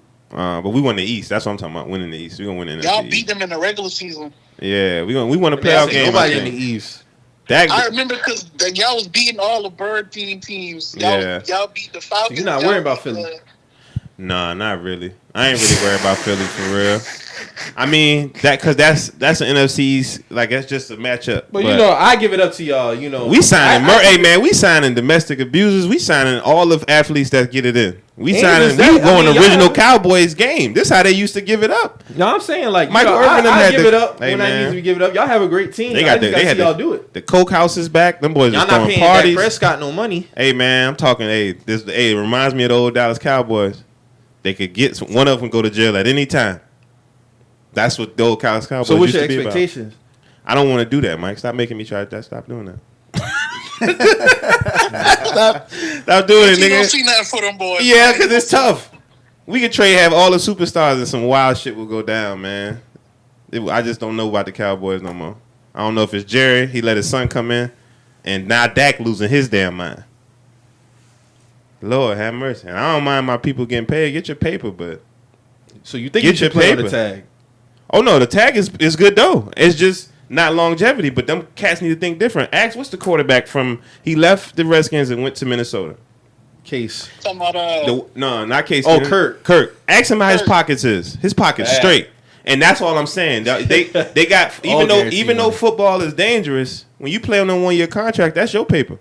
He said I'm franchise tag for $27 million. I'm straight. And then he got 3 years, 84, all guaranteed. If he stay upright, if he can, and quarterbacks are in a position to stay upright, I'll take this $30 million franchise tag. I say this about Kirk Cousins. He earned a little bit more respect from me this year. I ain't gonna talk shit about him no more. No, he did. He went down in New Orleans and he did the damn thing. Got beat by the Niners, but he finally got the monkey off his back somewhat. Did he beat Aaron Rod? He beat A-Rod this year? No, he beat Drew Brees. He beat Drew Brees in the dome, in New Orleans.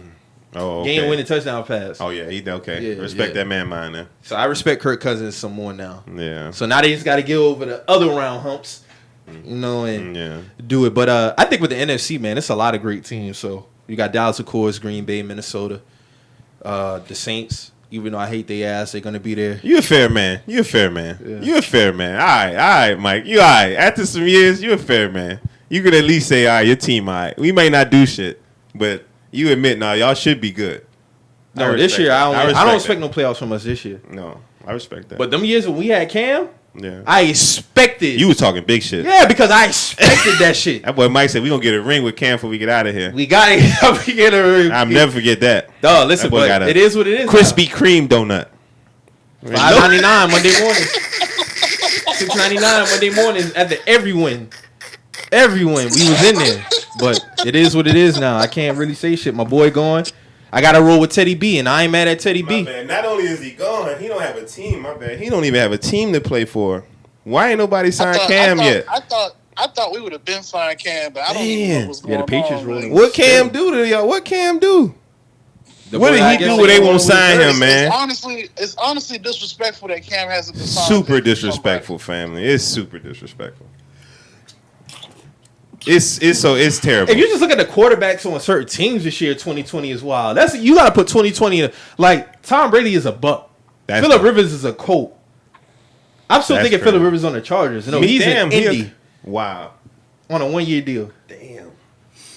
And even with Phillip Rivers being in Indianapolis now, that's a good look. Because all they needed last year was a quarterback. Andrew Luck stepped up on their ass.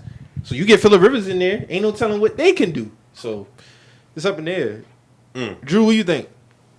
You expect to win the AFC South or no? Definitely. You expect to win the AFC South? Yeah, man. Shit, I mean, if you look at the only person would be the Texans. I mean, Tennessee had a hell of a season. But Tennessee had a hell of a season. Call it what it is, Drew. What it was. 100%. They had a hell of a season. You think it was a 1-year wonder? But that's it. We gonna see. Man, Tennessee was rolling. We gonna see. Call that shit what it is, Drew. That was some 1-year wonder shit with Tennessee. That's how I feel because that boy came from Miami and light them boy up, bro. What's that boy? Tannehill. Yeah. Facts. He got paid too. Yeah, she did. Yeah, she did. And they got Mariota out of there. Facts. Yeah, the boy said, I actually enjoyed Mariota while he was there. Like, man couldn't get right for shit. So it was. I mean, it was a beautiful time. I ain't gonna lie. I wanted to see them boy go to the Super Bowl. Who? I ain't gonna lie. Tennessee. I wanted to see that. They made some. No, they was the Cinderella. They was up 17 on the Chiefs, but Patrick Mahomes is different. That motherfucker different, and we gonna be dealing with that for 15 years, at least 15. So if he don't retire with at least 3, it's a problem. The Chiefs. Yeah, he got to get at least 3 rings. He already got a league MVP, Super Bowl MVP, Super Bowl. So How many years he been in the league, Mahomes? 3. Word. 17. He didn't play 17 because that was Alex Smith last year. So that was his first year. Word. So this would be his 3rd This year dude starting. been around 2 years. Already got a ring. That's crazy. I never followed bro at all. I seen him once out. I was JT, like, that nigga different. He got on a. All right, I tell you right now. This is what I'm dealing with. All right, he's the quarterback for sure. He'll come on the Lakers and be the point guard right now too. Make who? What? That's what's That up. motherfucker nasty. The Chiefs saw him ball in the open gym like, nah, bro, cut that out. Word. Cut that out. No basketball, no hiking, nothing. No, he nice though. Like nice. Like Patrick Mahomes. That's give you about impressive. 15 Bro. a To night, have right? an MVP, a Super Bowl MVP, and a ring in your first 2 years is First ignorant. year starting, yeah. And you got the MVP of the league first, so you legit. Yeah, he legit. That's crazy. I did not know that. I must be living inside a bubble. Yeah, man. So Nigga Mahomes nice like that. he And nice. a black kid, that's solid. We got one. Yeah, man. Shit. Dog about Celebrate, bruh. Dog about to be in the league for some time. Like it's gonna be crazy. I'm gonna celebrate that black man I now that I know that. I want to see what the Patriots do now. Like Well, we about to find the out. the Bills might take the East this year. You gonna see. It's gonna be the argument that everybody has. Is it about coaching or is it about playing? We gonna see. Already done We did about to that see right now. because Belichick first year he didn't do. He went 5-11 with the Patriots, and Drew Bledsoe was playing. So I don't know. I don't know why people still be holding on to that shit. I mean, but 2 things can be true. Yeah. I don't know why it's an indictment to have a great coach and a great player on the same team. I never understood that logic. Like when people say, "Oh, he had Phil Jackson." Well, Phil Jackson had Jordan. And then people say, "Well, you had Brady, you had Belichick." Like both things can coincide, but we'll see. Yeah, Mo, I think the Bills taking y'all division. No, I ain't gonna lie. Yeah, I wouldn't argue it. Who's y'all quarterback, Mo? Uh, Oh shit. the nigga from dog from Jason Statham. What? Yeah, he from LSU. The dude from Jason Statham. That's the dude from Nah, his name is No, not him. Y'all got the nigga from Fast and Furious in y'all joint? That's crazy. Whenever I ask Mo who his quarterback is, and the first thing bro says, y'all need to go get y'all a quarterback. Fact. For real. And you know it. I know it. Cam. Come on, man. Yeah, I wanted them boys to get Cam, but I don't know what I happened. want with that. Cam, man. Cam would play by the rules too. I know he play by the rules. He just want to play. Yeah, he just. That's what I'm saying. He just He wanna always play. play by the rules. I don't know where people get this shit from. But I think it's more because he's been hurt the last 2 years, so people don't know how to judge it. Or has he? He has been hurt. Yeah, he has. He missed all of last year, only played 2 games. And the year before that, he missed 8 games. So, well, no, he didn't miss 8 games. He missed the last 3, but he was playing with a hurt shoulder for about 6. That's them folks' fault. So, yeah. Cause he run that football like that. And then on top of that, it's just like, I don't know. It's up in the air for that division. And then you got Miami. You never know what they're going to do. But I think the Bills should take that shit. They should take that division, so we'll see. It'd be good to see. Yeah, how y'all feel about Miami? The Dolphins? Yeah. Because, what's the boy from, Tua? yeah, Tua, yeah. I gotta see it. But with football and basketball being on at the same time, it's gonna be crazy. I think that's people tripping about ratings. I'm like, this is gonna be the best time ever. If it wasn't no COVID and people could just go to sports, I think it all should be on at the same time. But I always You know what I'm was saying? a fan of pushing the NBA back and starting on Christmas Day like they did 2011 and running it till August. Okay. Like NBA Finals should be in August. If I was to have, We need to do whatever we need to do to combat MLB and tennis and golf from having those 3 months that they dominate television. We just need to figure out a way to That's the eliminate overlap. that. Yeah. Because July is super trash. Yeah. So if you start the NBA on December 25th, Okay. and NBA Finals end in August, you got football starting right back up. Got So it. you don't have that trash ass window Yeah. enough it going on. That's just my. Because then people opinion. can watch. Like golf isn't something that needs 3 months. Like they got the big ones, the Masters. You But know they what I don't mean? really got have those certain ones. But they year round though, so I they don't know, really that's have a why- season. So they solid. Baseball. Lord Baseball have run mercy. from April to October. Baseball going strike too. They won't play. They proven that. Now baseball, care the less. white boy, they won't play. I could care less about baseball, to be honest with you. They But want, we- they want them big. They want that big money. They Yeah, get, they know. They say they money. They chilling. I hope they sit out so that football and basketball get more. Yeah, because I mean, you gonna have the NBA Finals on around the same time as football season. that's beautiful. That's nasty. That's beautiful. And when I say nasty, I mean that in a good way. Yeah, Like, for that's sure. Nasty. Like For sure. Game 7 in the finals should be October 12th. That's like what, week 5, week 6 of the NFL season? For sure. Yeah, so The boom. It's good for good television. hell yeah. Great television. Thursday night you got a finals game 5. Sunday night you got football. Come on, man. You might have a finals game on a Sunday. What Usually we- final games be on Sundays. What we talking about? Dog, they have an NBA finals game on a Sunday of football. That is gonna be peak greatness. Like you got 1 o'clock kickoffs, and then you got the NBA finals at 8. Come on, man. Then you probably got a Monday night game.